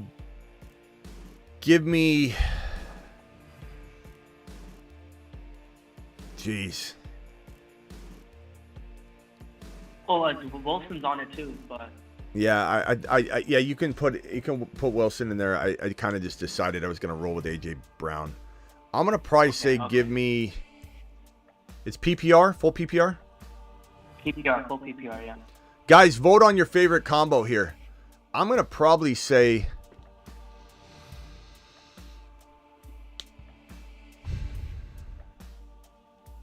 Gibbs, Kyren, Dell. That's my favorite. Gibbs, Kyren, Dell. Okay. Yeah. Okay. Just make sure you cuff, bro. Make sure you cuff. Kyren and Corm is maybe the running back 1. Okay. All right, later, bro. But people need to listen to what I'm saying on that. Literally the running back 1, but it's the combo that's the running back 1 you have to cuff. Travis says Gibbs, Kyren, Dell as well. Keith, you're live. Hey, everybody. I want to say thank you, Smitty, for 3 straight fantasy championships. Triple Crown winner. 3 in a row, brother. And I'm going to tell everybody who's on the fence about To the Moon and all the other things you say, nobody was drafting Brees where I was drafting him last year. Nobody was drafting JT. Everybody told me I was dumb for drafting JT. Everybody wanted to talk to me about it. All right. And then all of a sudden, I got 2 or 3 players in the top 15 picks, and they're all Smitty certified picks last year. When I come out of that draft, everybody thought I was nuts, and then I ended up with the 3rd straight Triple Crown championship winner. So I want to say thank you, Smith, for all your help. You're trying to butter me. You're trying to butter me up for a drone flight, aren't you? I'm trying to get you all them little things you say with the hollers and the $10 and all. I'm trying to help you. You're helping for sure, but you're also trying to get yourself a little drone flight. I can tell. Keith, let's put Keith up on the. Let's put Keith on the drone. Hold on, Keith. Oh man, we're about to get on the drone. Keith, Keith, this is your moment to shine. This is your time, baby. I feel like I've arrived now. 3 championships is deserving of a drone flight, in my opinion. Oh man. Okay, here we go. Keith, go ahead and cook, pal. Let him cook. Hey man, I'm just gonna tell you real quick. Hold on. Bottom line. Hold on. Oh, Lord. Hey, look at that thing right there on the dang drone. Yes, sir. 3-time championship, Triple Crown winner. Talk to me. Ouch! That's what I'm talking about right there now. I appreciate that, Smitty. All right, no problem. Keith, what can I do for you? What's your question? Here's what I got, man. I've got all these people I'm trying to consult with, and I've come to the expert. And I got all these different people talking to me that paywalls, no paywalls, all that kind of stuff. Here's what I'm at. Bottom line, I am having a real hard time. I've got league winner on my mind, and I can't shake Devon A-Chain off my mind. I'm in the 8th pick of a 10-team PPR. This is the one I've won 3 times, and I've talked more nonsense than I care to even mention on your program. And what I'm torn about is this. I think JJ will be there. I think Garrett Wilson will be there. I think MHJ will be there. I think A.J. Brown. I think JT. I think all those guys will be there. Gibbs. And I'm torn on this. There's an itch I got that wants to go Gibbs and A-Chain 1-2 at the 202 for A-Chain and the 1-8 for Gibbs. And I don't know if that's the most solid pick, but that's the high ceiling pick. And I just need to come to church here on this Wednesday night and try to figure out what I need to do, listening to the best in the game, Mr. Smitty. What do you think about that, man? Do I need to calm down? Do I need to go in? What you think? So you're wanting to go A-Chan over, name the players you're choosing A-Chan over? A-Chan over Kyren, A-Chan over Pacheco, A-Chan over ETN, A-Chan over MHJ, A-Chan over all those guys in the 2nd round that are hanging out right after that turn to that 10-team PPR. I think Kyren deserves to be in this conversation. No doubt about it. I mean, he totally does. But you're not wrong for liking A-Chan at all in this conversation whatsoever. He's worth the top 12 overall pick in my mind. It's just we live in a world where we don't have to spend that. And so, I'm going to tell you to take advantage of it. But look, if you want to take Gibbs and then go A-Chan instead of Gibbs and Kyren, Gibbs, I'm going to give you my answer right now. Let him cook.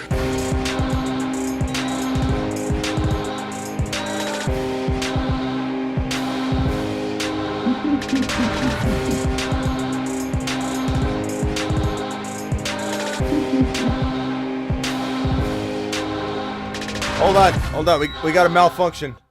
We got the drone hit my leg really hard, and I don't know if it's. Hold on. There we go.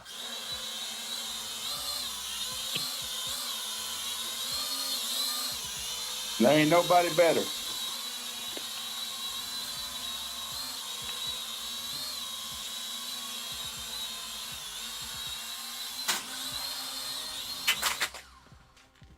Can you see my answer?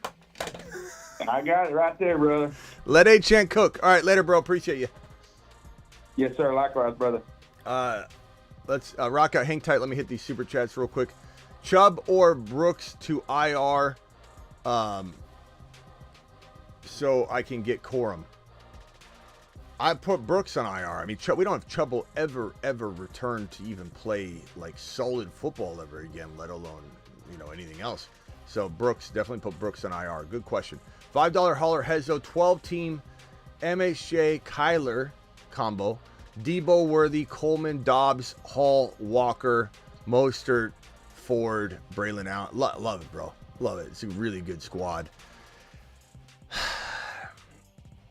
I think I think you got a great team. I think, while I want to say Mostert, Walker, can you upgrade some? Like, those are two really good players. Andrews, I like it a lot. I'd be very tempted to explore trying to get this team to roster Achane because you have Mostert already. So would I give up a Walker and something for Achane? Absolutely. What would I give up? I don't know that there's a lot of wiggle room for you. Like, I'd be tempted to say, what tight end does this other owner have? What tight ends are on free agency? I don't love Freiermuth, but Andrews is a concern for me. He's a walking injury. And he might crack, I'm going to even write this down to make sure I remember, he might crack the Planet Uranus list. So I think I'm going to hope to God, and I might be right on this, that the guy that has Achane could use the Andrews upgrade. And so you could go Andrews and Walker for Achane and the tight end he has if it's a downgrade, or you could go Andrews straight up for Achane and throw in Ford or something like that. That's what I'm doing, Hezzo. Past that, it's a really good team, and I don't necessarily want to mess with Walker Mostert. Make sure Wright's not on waivers. You really should have Wright and Mostert cuffed. But that would be the main objective I think I would have. And I think Andrews, no matter what, should be a potential trade piece. If you can't get that done, maybe you go get Jacobs for Andrews. Maybe you go, I just think while Andrews has a lot of upside, he's already banged up again. And I just don't think he's going to stay healthy. If you could put yourself on mute, G-Men, real quick. I'm coming for you 1 second. I drafted Kamara over Achane and Jacobs in PPR. Take a look. Yeah, PL, where you been?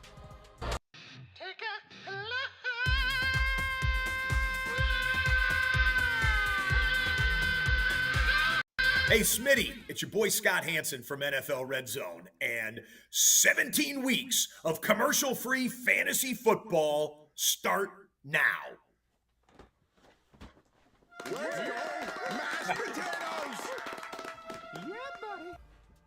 I've never seen you wide shot there, my dude. That's impressive.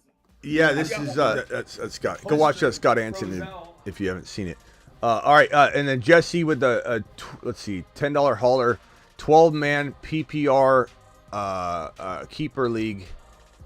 Let's see, or no, 12-man keeper while high on picked multiple guys on the same team. What move should I make? Mahomes, Mostert, Monty, AR, Amon-Ra St. Brown, Aiyuk, Laporta, Debo. I'm trading Aiyuk. Dell, Coleman, Benson. I like the team a lot. Dowdle's got some trade value right now. I'm trading Dowdle. Do it before they sign one of these cut running backs or something. Dowdle and Aiyuk for one player. I love everybody else, but maybe Monty. I'm not selling Monty low. I like Monty a lot. I don't hate Monty at all. He's very serviceable. 10 plus touchdowns and 900 yards probably guaranteed. But I'm trying to sell Aiyuk and Monty, Aiyuk and maybe maybe somebody else. Aiyuk and Dowdle. I'd throw Dowdle in to go get a monster running back in. Again, I'm sorry to beat a dead horse on Achane, but you've got Mostert. It makes a lot of sense. I'm going to do that. Appreciate you. I don't even know if I answered that one already. It sounds familiar. It's sometimes I bet you on this show a couple times I've answered a super chat. Like, I know I've reread it, but I've answered it like organically twice. I almost feel like it had to have happened. Chubb, I got that question out of the way. This one's from Ryan. Ryan, I'm going to put you right here and come for you. I got a full phone line, but I'll come right back for these super chats. So everybody hang tight on the super chats. I've got them. I'm putting them on screen so you know that I have them in my possession and will be answering them in order in which they're received. John, appreciate you with that one. Ill Phil, thank you, pal. Ill Phil. and then CM gets a $20 hauler, immediate attention, and Don dropping his 10 wad on screen. John, thank you. Or Don. The Don dropping the wad. Don, appreciate you. And let me get this $20 out of the way, and then I'm going to go over to Ron Navy. Or G-Man, are you able to hold? I'm going to go to Ron Navy. He's usually courteous enough to let someone go if they need to jump. But are you good? Yeah, no worries. Okay. And he probably offers anyway, because that's just the way Ron rolls. See, Chris M4, unless Ron doesn't like you. Well, what's up, Smitty? Just did my 10-man grandma draft, PPR. Any feedback? Hertz, Gibbs, Achan. Love it, love it, love it. JJ, love it. Devontae Smith. Come on. Tank Dell, McBride, Rice. Go, come on. 10-man league. You're drafting with great grandmas in this league, pal. I can't give you a 9 because you deserve kind of, but I'm going to give you the 8.8. That's the max I'm going to go for somebody that clearly took advantage of the entire room they were drafting in. A bunch of robot. I bet you people auto-draft in this draft. Chris, that's a 8.8 minimum. There's nothing to even do. Like, what are you going to trade? Maybe the Pittsburgh running backs, and let's say you trade those guys with a... God, I hate to even say it because I love Tank Dell and I love Rashee Rice, but like maybe you upgrade that into a St. Brown or something. Like, that's the only thing I would consider doing, and part of me doesn't even want to do that because I love all those players. All right, let's go over to go to Ron Navy. No, I'll wait. All right, G-Man, you're live. Told you. Hey, Smitty. Thanks, Ron. Hey, quick question. Just following up from the call from the other night. So with having Andrews and Kincaid, I was sent out a bunch of offers. So what I did was I sent away Andrews and Shakir, White and Swift. I got back Coleman, Godwin, Ford, and Wright, which Wright kind of cuffed Mostert. Picked up Ford. I'll be honest. G-Man, I can't really retain what you're saying. Let me write it down, and then it's hard to hear you. But go ahead and say it one more time. What was the trade? Yeah, so I was able to trade away. I had Kincaid. I traded Andrews, Shakir, Rashee White, and Swift. I got back Coleman, Godwin, Ford, and Wright. Coleman, Godwin? Yep. And who? Ford and Rice. I don't know. I'm not saying I don't like. I love Rice. I love Rice, but I don't know that. And I love Coleman. This is dynasty or redraft? No, this is redraft. I mean, I think here's what I think is going to happen. I think you bought Coleman too high. I think you bought Rice probably what he's going for. He's going higher than ever now. But you sold low on White. You sold low on Andrews. You sold kind of low on Swift. I think that you should have got some more. It's not that I don't think it'll work out. I think Coleman's going to be a monster. I think Rice is going to be a monster. And I don't know that I buy into Godwin, but it does feel like maybe you bought these guys on your expectation and you didn't buy them on the fair market value that they have. That's the only thing I'd say. I don't think you're going to get crushed in it. I just think you maybe took a misstep on... You got excited about... That's like buying Benson as a starter right now. You can't buy Benson as a starter right now. He could win a league, but he's not a starter. Jaylen Warren could win a league, but he's not starting. Like these guys, Coleman is great, but people doubt the hell out of him. So I don't know. Yeah, I had the mixed feelings. That's why I figured you give a call and get your feedback on that. Yeah, but I don't think you messed up to the point where I would unravel it and then go make it worse, Yeah, sounds good. I appreciate the feedback. Yeah. All right, man. And next time, don't sell yourself short and try and get a little bit more. All right, later, bro. All right, man. Ron Navy. Hey, I'm late to the party. Finished up, me and my buddy. We finished up our second Terminator draft. Yeah. Attaboy. I sent it to you in DM. You don't gotta go over it. Okay. Yeah, I'll definitely. So I missed your tirade on Brandon Aiyuk. Yeah, I went kind of nutso on it, but definitely go rewatch it if you're interested in hearing me scream. But I did hear you screaming. Oh, okay. before I called. Oh, gotcha. What are you thinking about Jamar Chase though? Do you think he's just kind of trying to say, you're not telling me what to do, I'll be back later this week, but you're going to sit here and run your mouth about me saying I'm going to be here the whole time no matter what? I'll show you guys. Let me go ahead and not practice today, and then he shows up again later? Or do you think this is him saying, you know what, I'm done, I'm going to hold out until I get a contract? It might be. I mean, everybody's getting paid. The only thing going against him is he's been injury prone. And they could just tell him, hey, when you show us you can stay healthy, then we'll come to the table. Yeah. Hey, Ron, here you go. Here you go, Ron. Let him cook.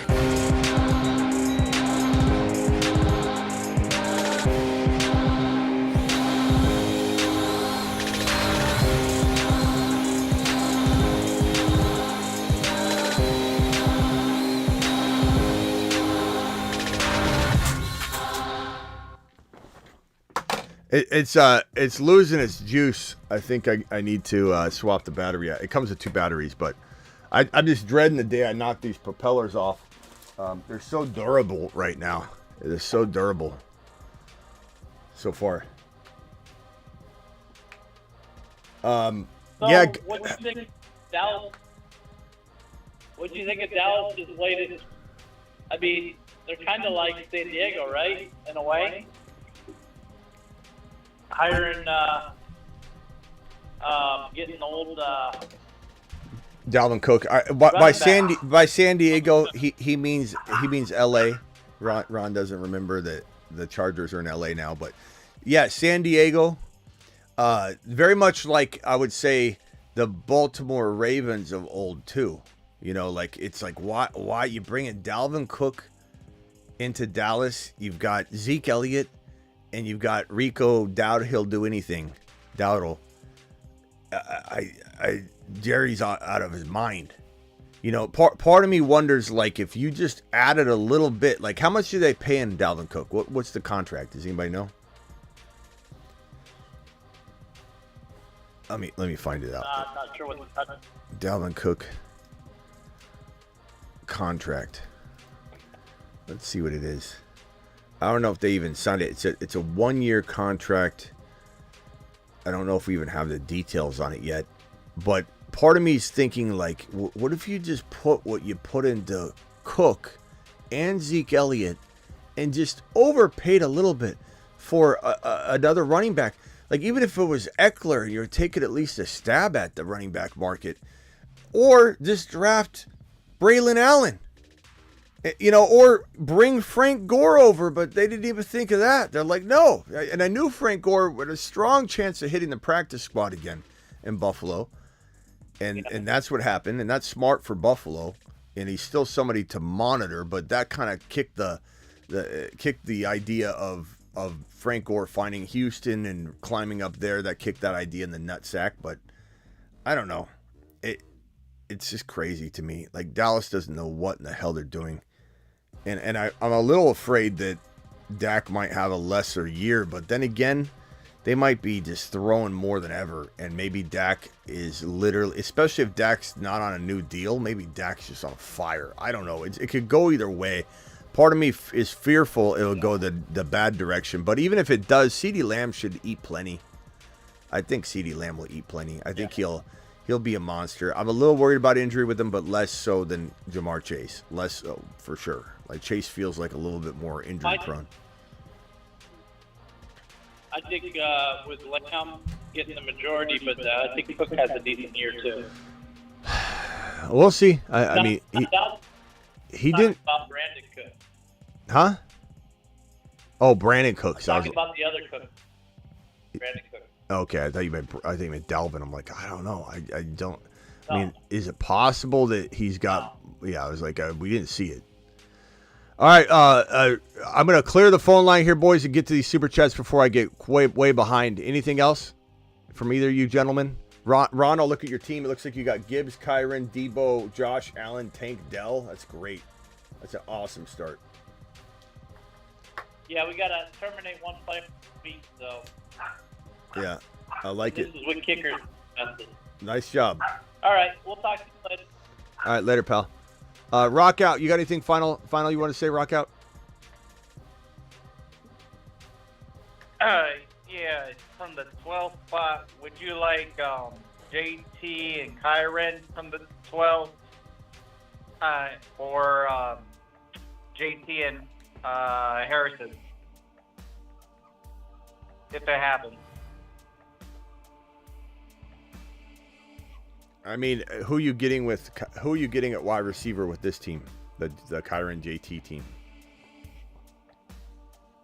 Who am I getting what? Who's your wide receiver? Who are you going to get, you think?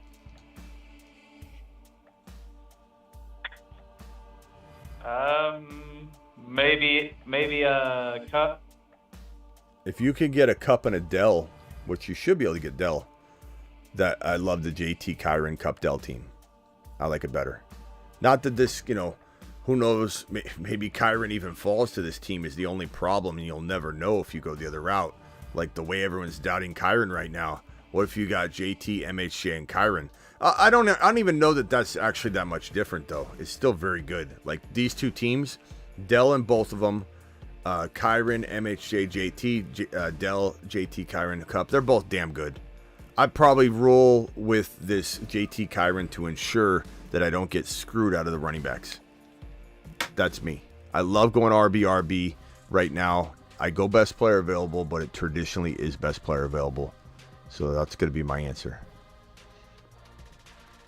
Yeah, appreciate it. All right, rock out to the mother flipping moon, pal. All right, cool. Later, broski. Call back if I open the phone lines again. I just got to get through these. Appreciate you. $20 hauler from EA Goats. Appreciate you. 20 watt. Alert. Super chat alert.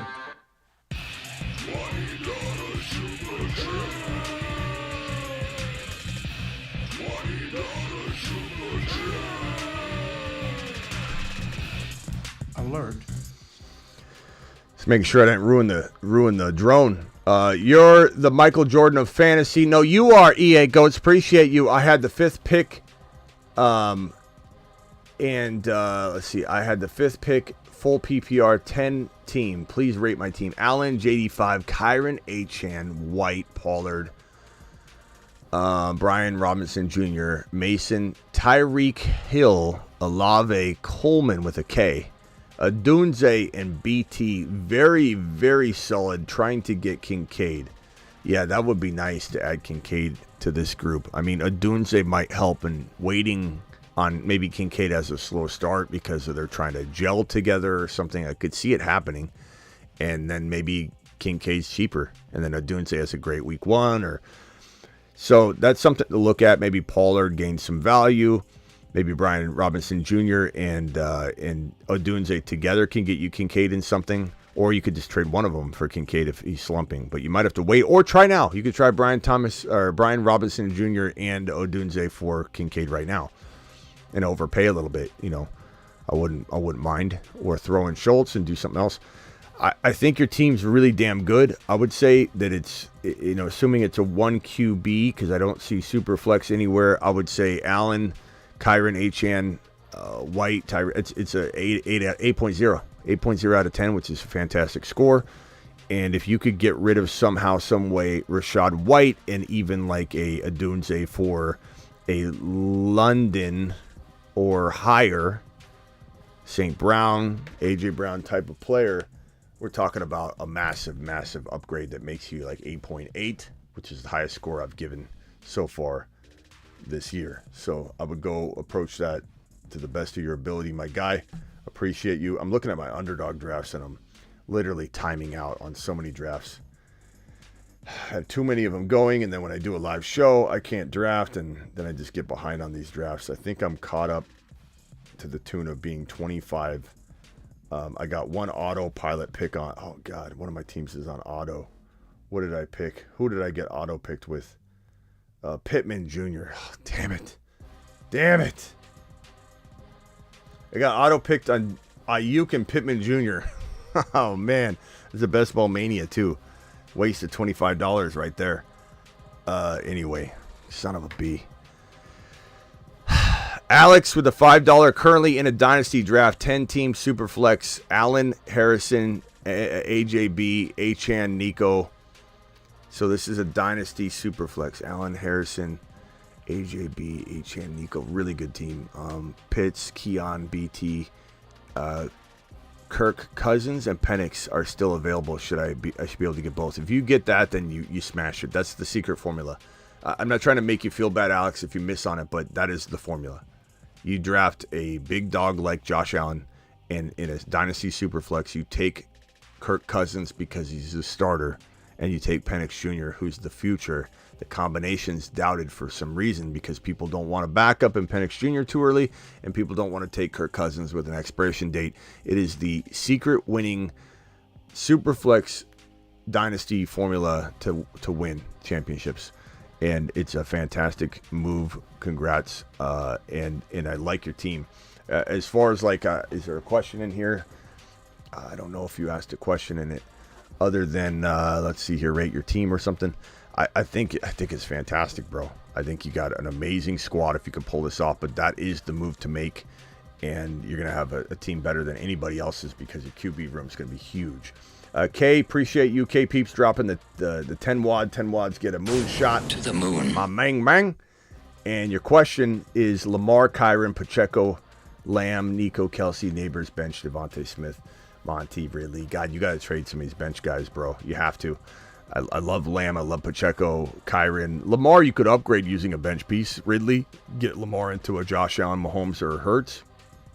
Same thing could go with Warren or Hopkins or Monty even potentially is a guy I could sacrifice in this situation. I think trying to trade Neighbors into a St. Brown or somebody that high is also a priority. So those are the moves I'm trying to make with your team. Don says rate my team with a $10 holler and $10 get moonshots, as I mentioned already. And thank you, Goats, for dropping that 20 watt. I don't know if I hit this button for you. Alert. Super chat alert. Thank you, Goats. Appreciate you. We got a couple more super chats in the building here. There's this one right here from Tortoise. Appreciate you. Let me put you right here. And then we've got this one from the Professor, dropping it like it's hot right there. Thank you, Professor. Appreciate you. Put that right there.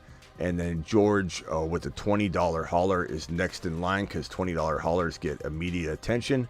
So let me drop that on screen and put that over here on top of these others. And now I'm at least caught up in dragging the super chats on the screen.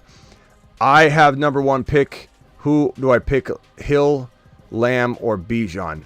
I got to make a video on this too. I don't know if I'm going to have time to make all these videos on this stuff, but the 1.1, what do you do? It really comes down to this. It's who do you think you could get most screwed out of, or what position in the second round? If you think you're not going to get a Kyren, an Achan, a Barkley, of somebody of that level, and you're forcing yourself to take a Kenneth Walker, who I like, but just not in round 2, then you're going to want to go Bijan. If you think that Kyren, Achan, one of those guys could be there, whoever you like could fall, then you're going to want to go with a potential a wide receiver and then grab that running back later. But there is still a world where I personally, and I'm a little bit more rogue, I go running back, and I just believe that I'm going to get a Debo and a Dell, or a Cup and a Dell. And I have been finding, especially in 10-man, but in 12-man too, I find that I can do that. I find that I can get myself into two amazing wide receivers. One I think is truly a wide receiver 1 in Cooper Kupp or Debo, and I'm flying high at wide receiver. I don't feel like I'm flying light at all.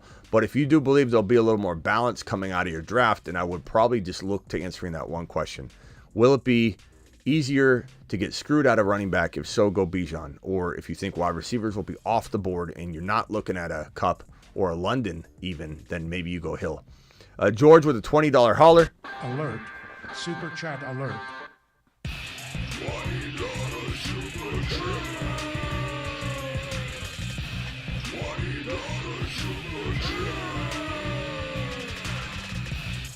Alert. Super chat alert. Appreciate you, George. George, Dynasty Superflex, 3 wide receivers, Lamar, Purdy, Nix, Henry,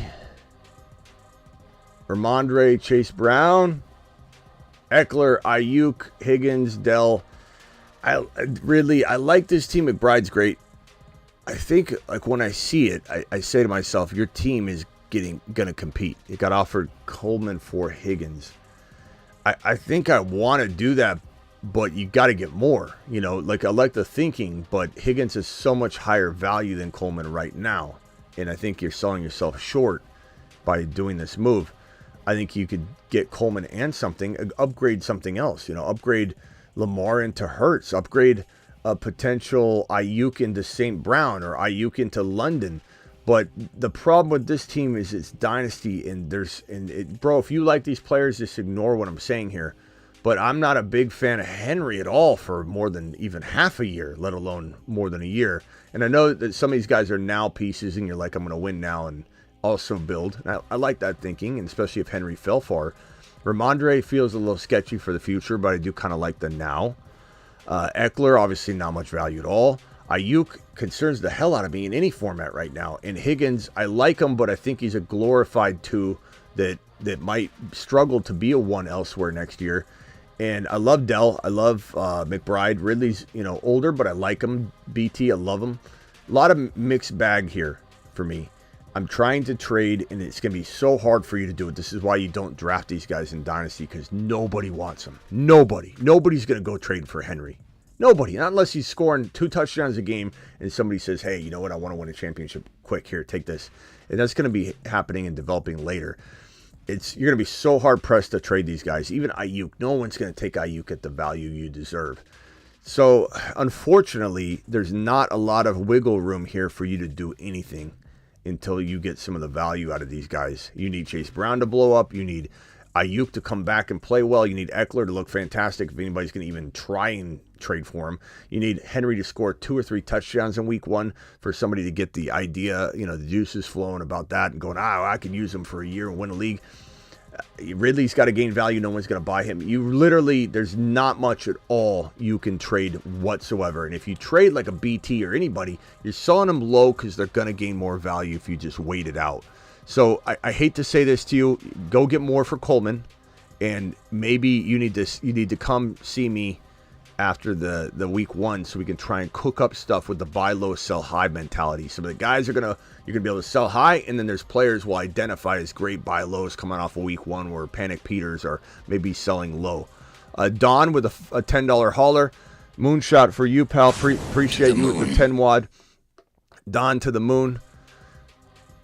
Saquon AR5, 2QB, Goff AR5, Saquon, Demont, Jettas, Olave, McBride, Debo, Dell, Pollard, Chase Brown. It's a good team. You got a good squad to the moon. Unfortunately, I did not get Patty and Josh at the 10-11 turn. That would have been amazing. Is this where we talked and you said you were going to get Patty and Josh Allen at the turn? Am I remembering that right? And I said there's no way you're going to get that. There was somebody that called in. It might have been you.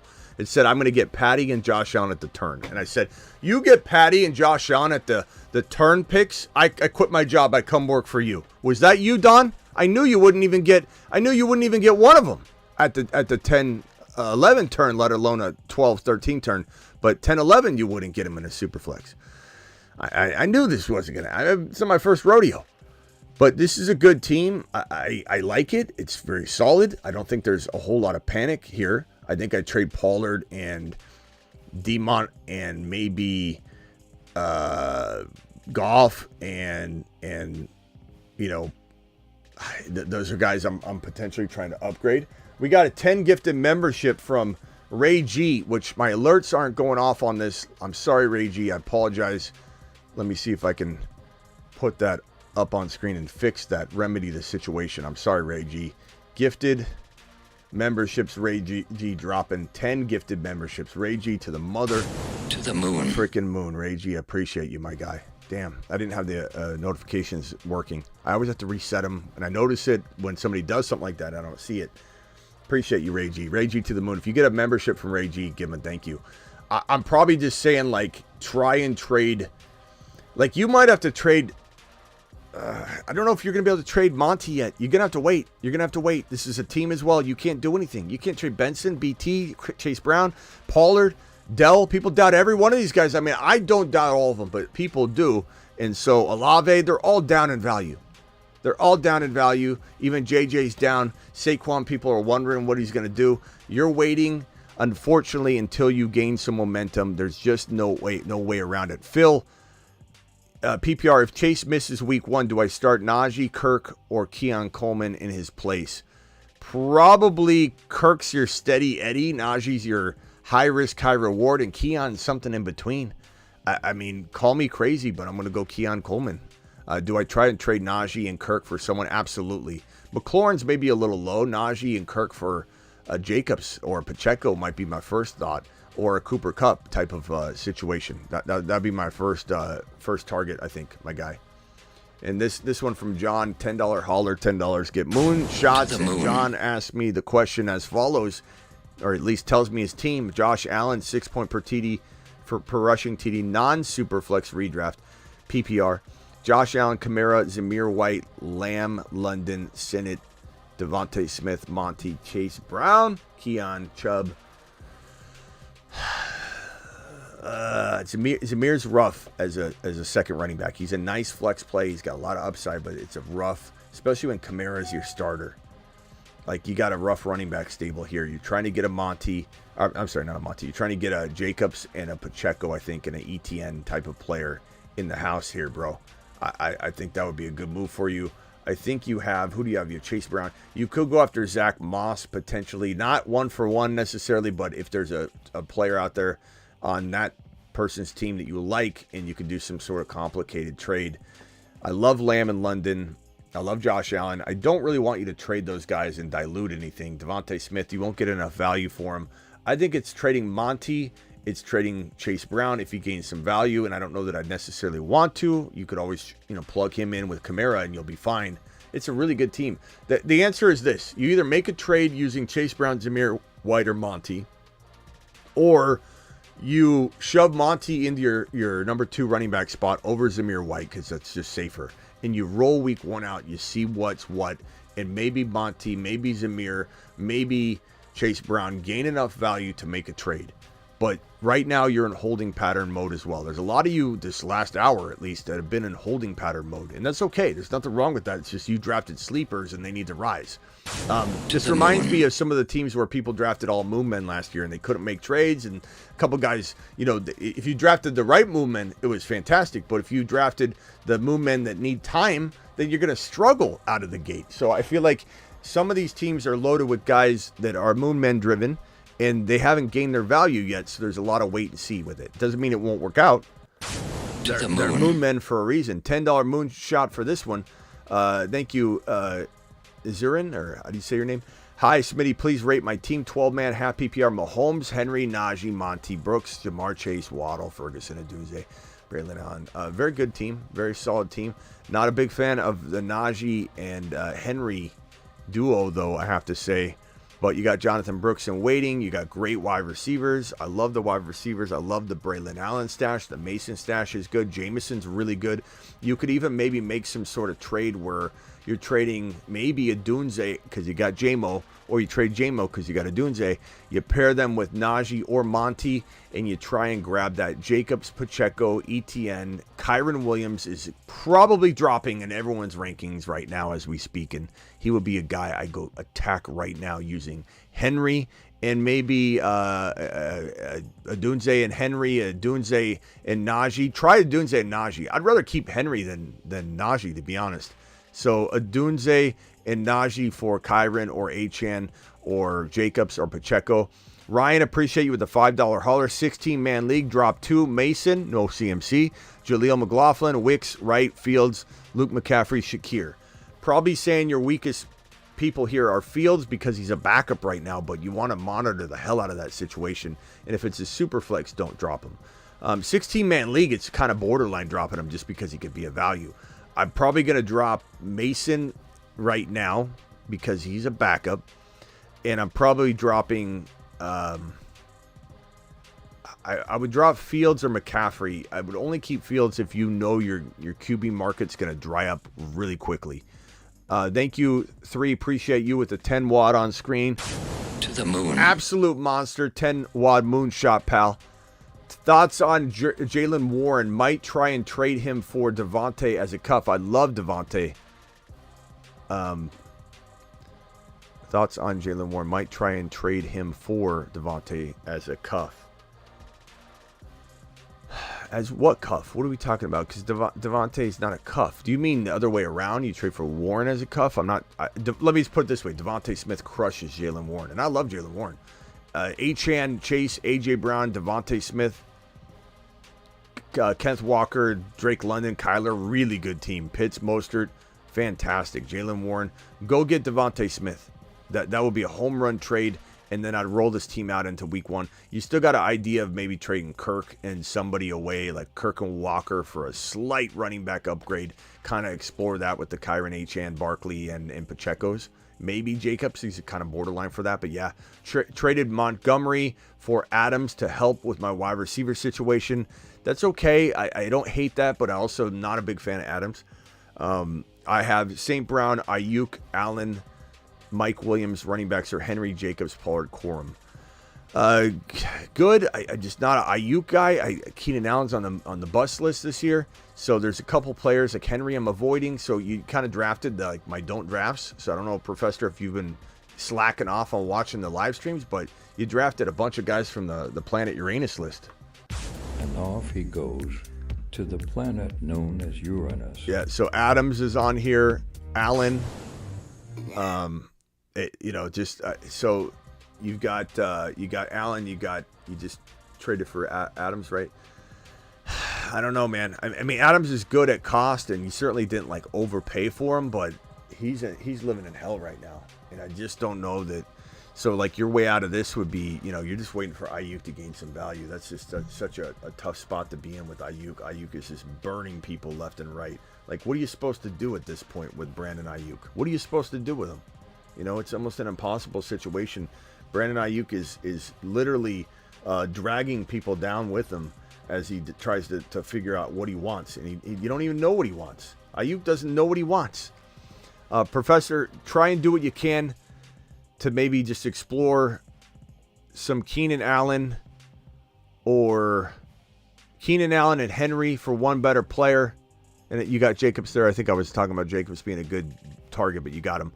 Pollard and Keenan Allen for one better player. Pacheco and up for London type of guy. I think I'm trying Pollard and Henry, trying to trade both Pollard and Henry and Keenan Allen in a situation where I'm making 2 different trades, if possible. Or if you traded all 3 for one big stud, I would be okay with that too. But Racing Boy $4.99. Think Leggett will be any good this year, or think Johnson or Deontay Johnson and Thielen will be target hogs. I think that it could be a slow start for him, but I think Deontay won't succeed to the degree people are expecting him to. So I do like him. I think Leggett becomes a very intriguing 2025 player, and it's because of the mid to late season finish that he has. Trade Warren, Ford, Deontay for Achane in a heartbeat. Trade Warren, Ford, and Deontay for Achane in a heartbeat. Hear me out. I have Gibbs, Bijan, Benson, and Wright on waivers. Wright is on waivers. Could have 3 top 5. Yeah, I mean, it's not even. I don't even need to hear you out. You said it almost like you got to talk me into getting Achane. So no, that's an easy call.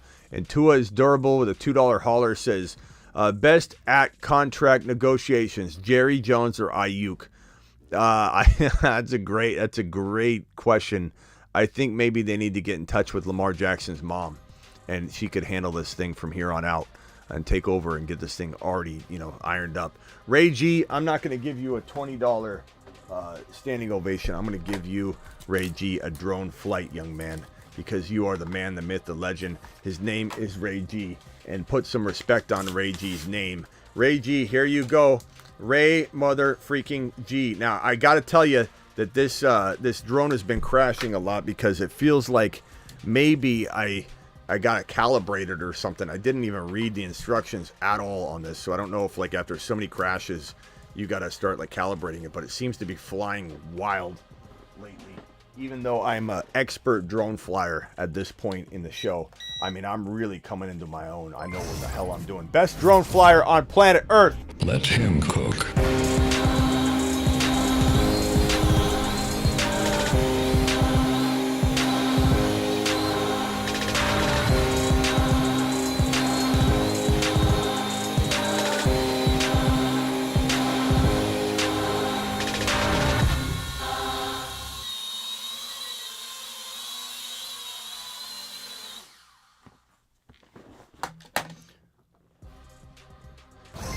I'm having fun drafting super team Smitty, Stroud, JD5, Gibbs, Kyren, Warren, Benson, DK, Dell, Worthy, Coleman, Thomas, Kincaid. Love the team, Ray G. You're doing a good job. Ray G, you're a very good drafter.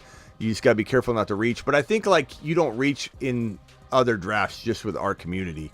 I have a feeling you do a bang-up job like that. I think you do a great job everywhere when you draft. But definitely see you, holding your own without any sort of reach-a-thon going on. Appreciate you to the moon, pal.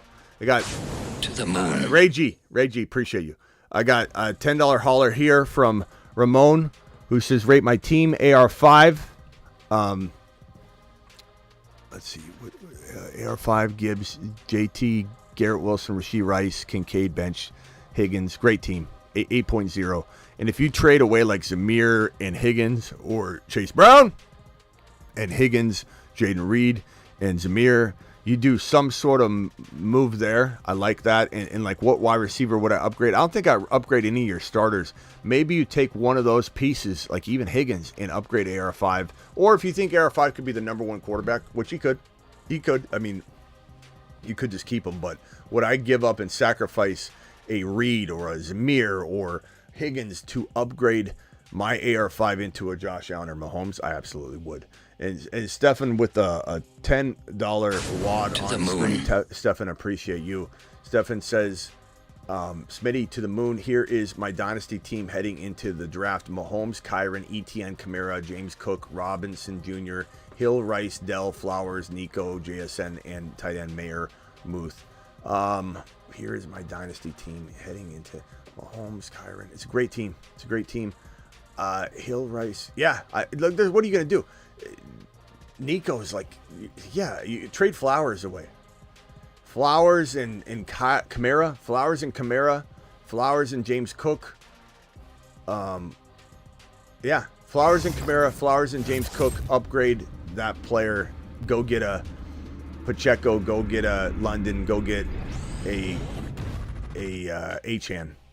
I think you could get it done with that. That would be pretty easy in my opinion. Pio Mai, absolute amazing horse racing fiend. I mean, this horse won Tony Soprano so much money. Love the show. Mashed potatoes. Got a draft tomorrow. 12-man standard league.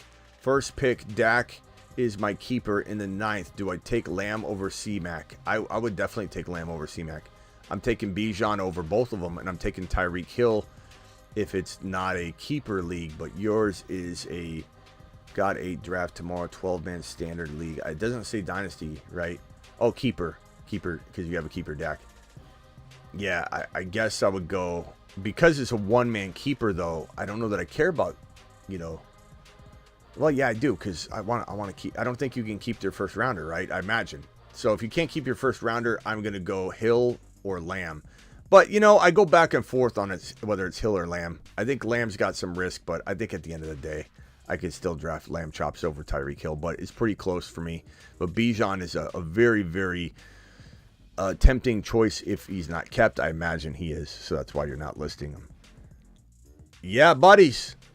That is the news. I'll open the phone line very, very quickly.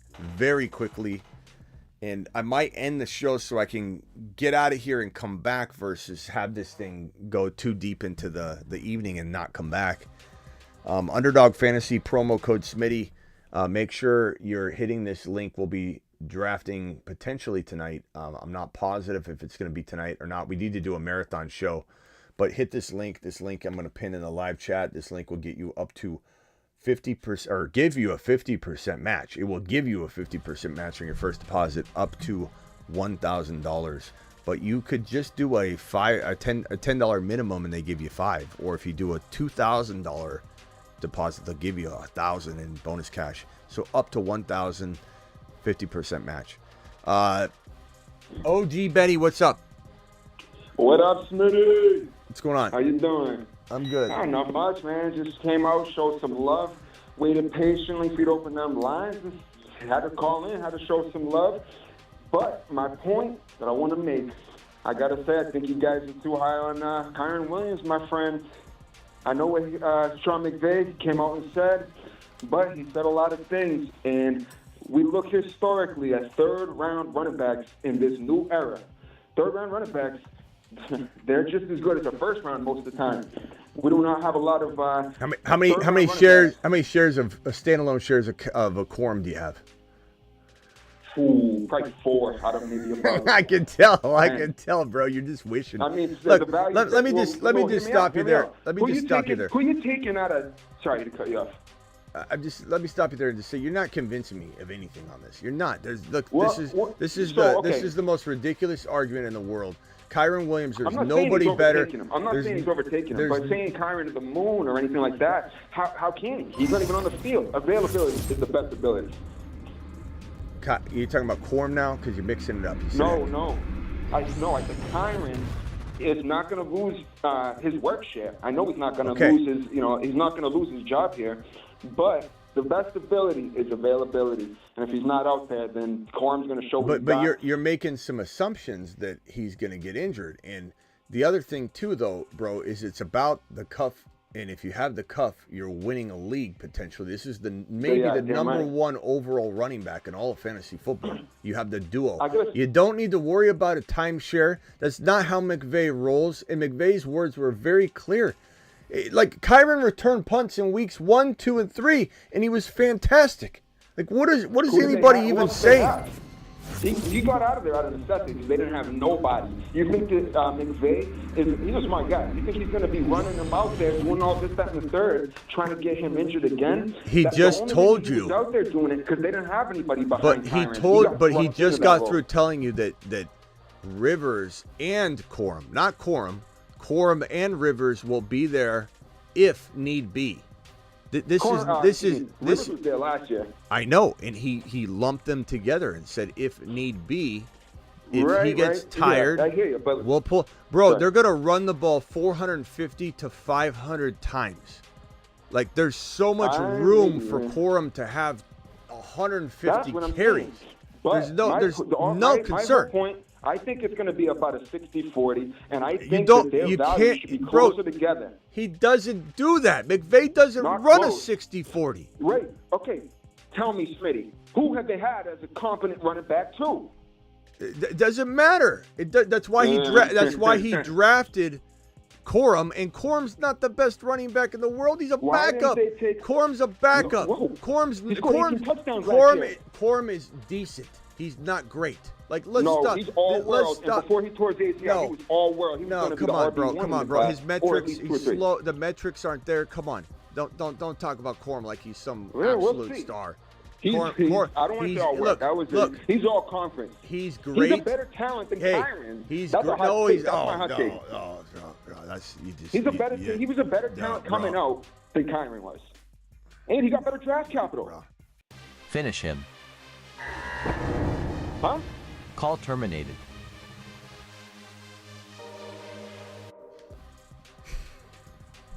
I'm so sick and tired of having the same argument over and over about he came out as a better Doesn't matter. Kyren is who he is right now. Kyren is an absolute top 5 gem specimen. Like, one of the best running backs, pure running backs in the National Football League. We're talking about college? Not the pros. We're talking about college. He's not in college anymore. You want to talk about high school? Were you king of the world in high school? Doesn't matter. What matters is right now. Kyren's a monster. And Quorum's a backup getting coffee. And he's a great backup. And that's why we talk about this every single day. I show this to people. Quorum and Kyren gonna win you leagues, the duo. Someone's gonna come in here and go, Quorum's starting 4 games. Told you. I'm gonna say, we told you. Let him cook. I'm starting to believe Denny. There had to have been a beef. I hung up on this guy before. I like OG. He's good people. But, you come in and try and bark at the dog, you're going to get a little barking back. Because this has been already recycled over and over. Talking about Quorum. And Quorum, he's so scary. He's such a better college prospect. Get out of here. College. Bijan Card, take it away, OG. Your Bijan card has been revoked. Oh, God. 60-40, no. Daddy K, appreciate you. Smitty, can you rate my 10-man full PPR? And OG, I'm not mad at you. It happens. You know, it's a christening of sorts to get hung up on the channel. But come on, bro. Come on. Smitty, can you rate my 10-man full PPR 2 flex? Allen, Kyren. Kyren, there it is. Kyren, love it. Let me put it this way. We're not high enough on Kyren, OG. We're not high enough. He's a top 5 overall player. Smitty, can you rate my team 12-man PPR 2 flex? Allen, Kyren, Jacobs, Lamb, DK, Dell, Kirk, McBride. Love it. Love it, love it, love it. Love it. Absolute fantastic. You got Corum, you got the cuff, you got a top 5 running back locked and loaded. There's not much you can even do or trade or try and figure out, like Kirk and DK to some wide receiver, you know, black hole inside your team and inside your league. Maybe you can send Kirk and DK for one better receiver potentially. Past that, I don't know. I love Jacobs. I don't even really want to swap him out unless I'm trading up to maybe Achane. So Kirk and Jacobs for Achane, like something like that, maybe. Maybe Barkley. I'd do that potentially, but I love Jacobs. I'm almost tempted to just say let Jacobs ride. Dell and Kirk together for a better receiver, maybe, but I like Dell. I don't know. I want to trade Dell. This might come down to you either trade Kirk and DK for one better player, or I like everything and I don't touch it and I just hit that waiver wire like a monster, pal. Like an absolute savage. Just hitting the waiver wire, you know, making sure you never get smashed to pieces.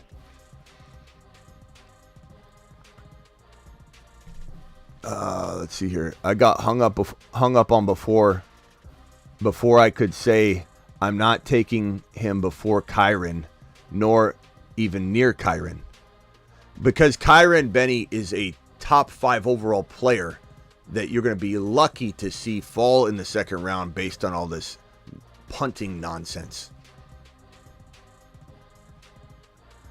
Okay. Appreciate you all. I'm out of here. Might be back tonight. We go so late now. It's tough to say when we come back, when we don't. But I really need to come back and do a Mostert, a Kyren, and an Andrews and a 1.1 video. So I got to figure out times to drop that. $20 hauler here from Sam. Sam dropping a wad on screen at the end here. $20 hauler. Love it, Sam. Doing it live, Sam. Alert. Super chat alert.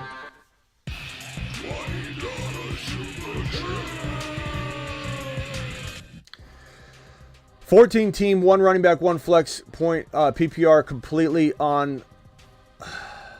What's it say? 14 team, 1 running back, 1 flex PPR completely on a leaguer.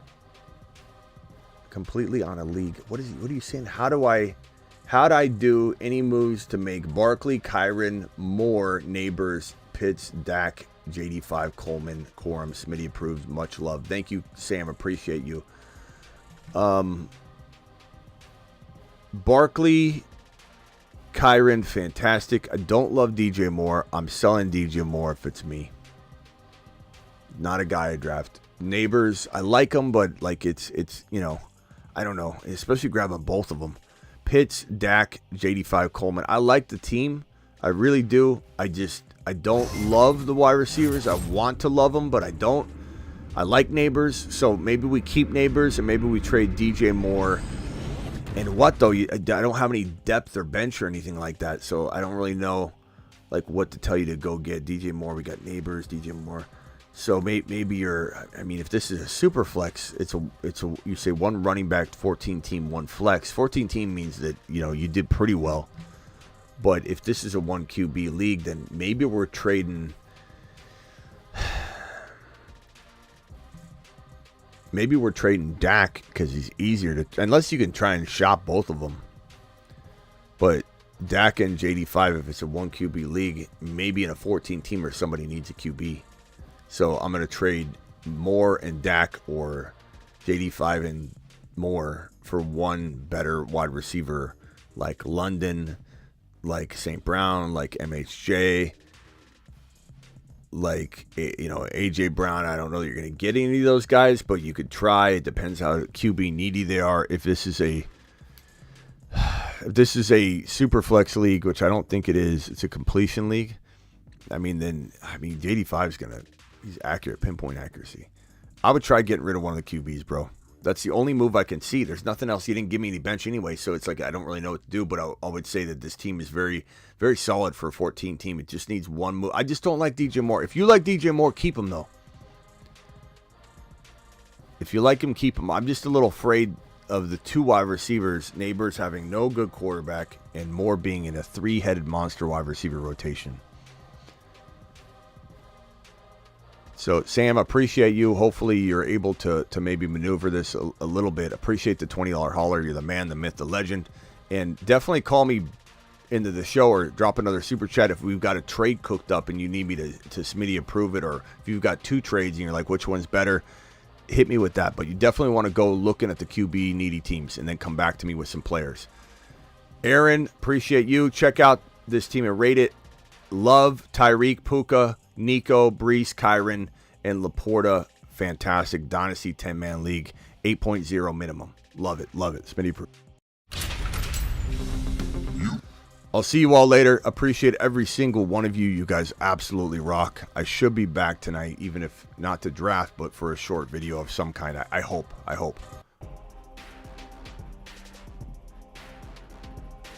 Thank you to all my super chatters. You guys absolutely rock. Benny, if you're still watching, I know you are. I know you said you're leaving, but I know you're watching. I know you're peeping, Benny. You're peeping around the corner. I know, Benny. I know everything, Benny. No reason to get upset. Everybody gets hung up on. But when you come in here and you say Corum's better, college prospect, or Corum's better than Kyren, start bringing up college stuff with a player that's already established, is proven himself. He doesn't need to talk about college. The Bolt says, hit me with that Brees Hall out the door.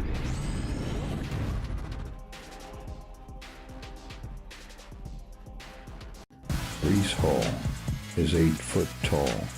He will always answer the mother freaking call. Don't let him fall. In the third, don't stall. Just give Batman the freaking football. He's Brees. He's Brees. He does a hell of a job. A hell of a job. A hell of a job. Brees Hall, please report to the moon. He does a hell of a job. He's 7 feet tall, and he knows how to handle a ball. He's Kyren, he can take frowns and turn them upside down with his touchdowns.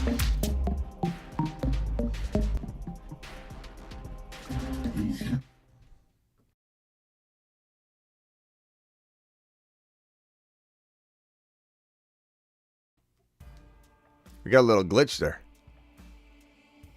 He's Kyren, he's 7 feet tall. For some reason, this keeps auto-playing.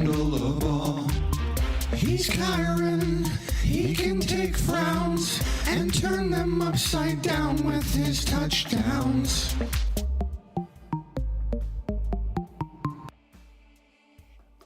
It keeps auto-playing. I don't know what's going on. He's 7 feet tall, and he knows how to handle a ball. He's Kyren, he can take frowns and turn them upside down with his touch. I think I got it fixed. Oh, what? He's Kyren, he's 7 feet tall, and he knows how to handle a ball.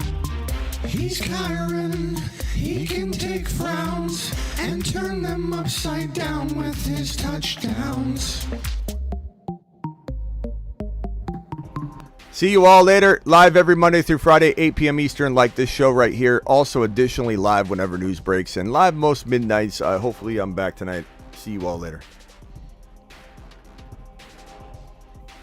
He's Kyren, he's 7 feet tall, and he knows how to handle a ball.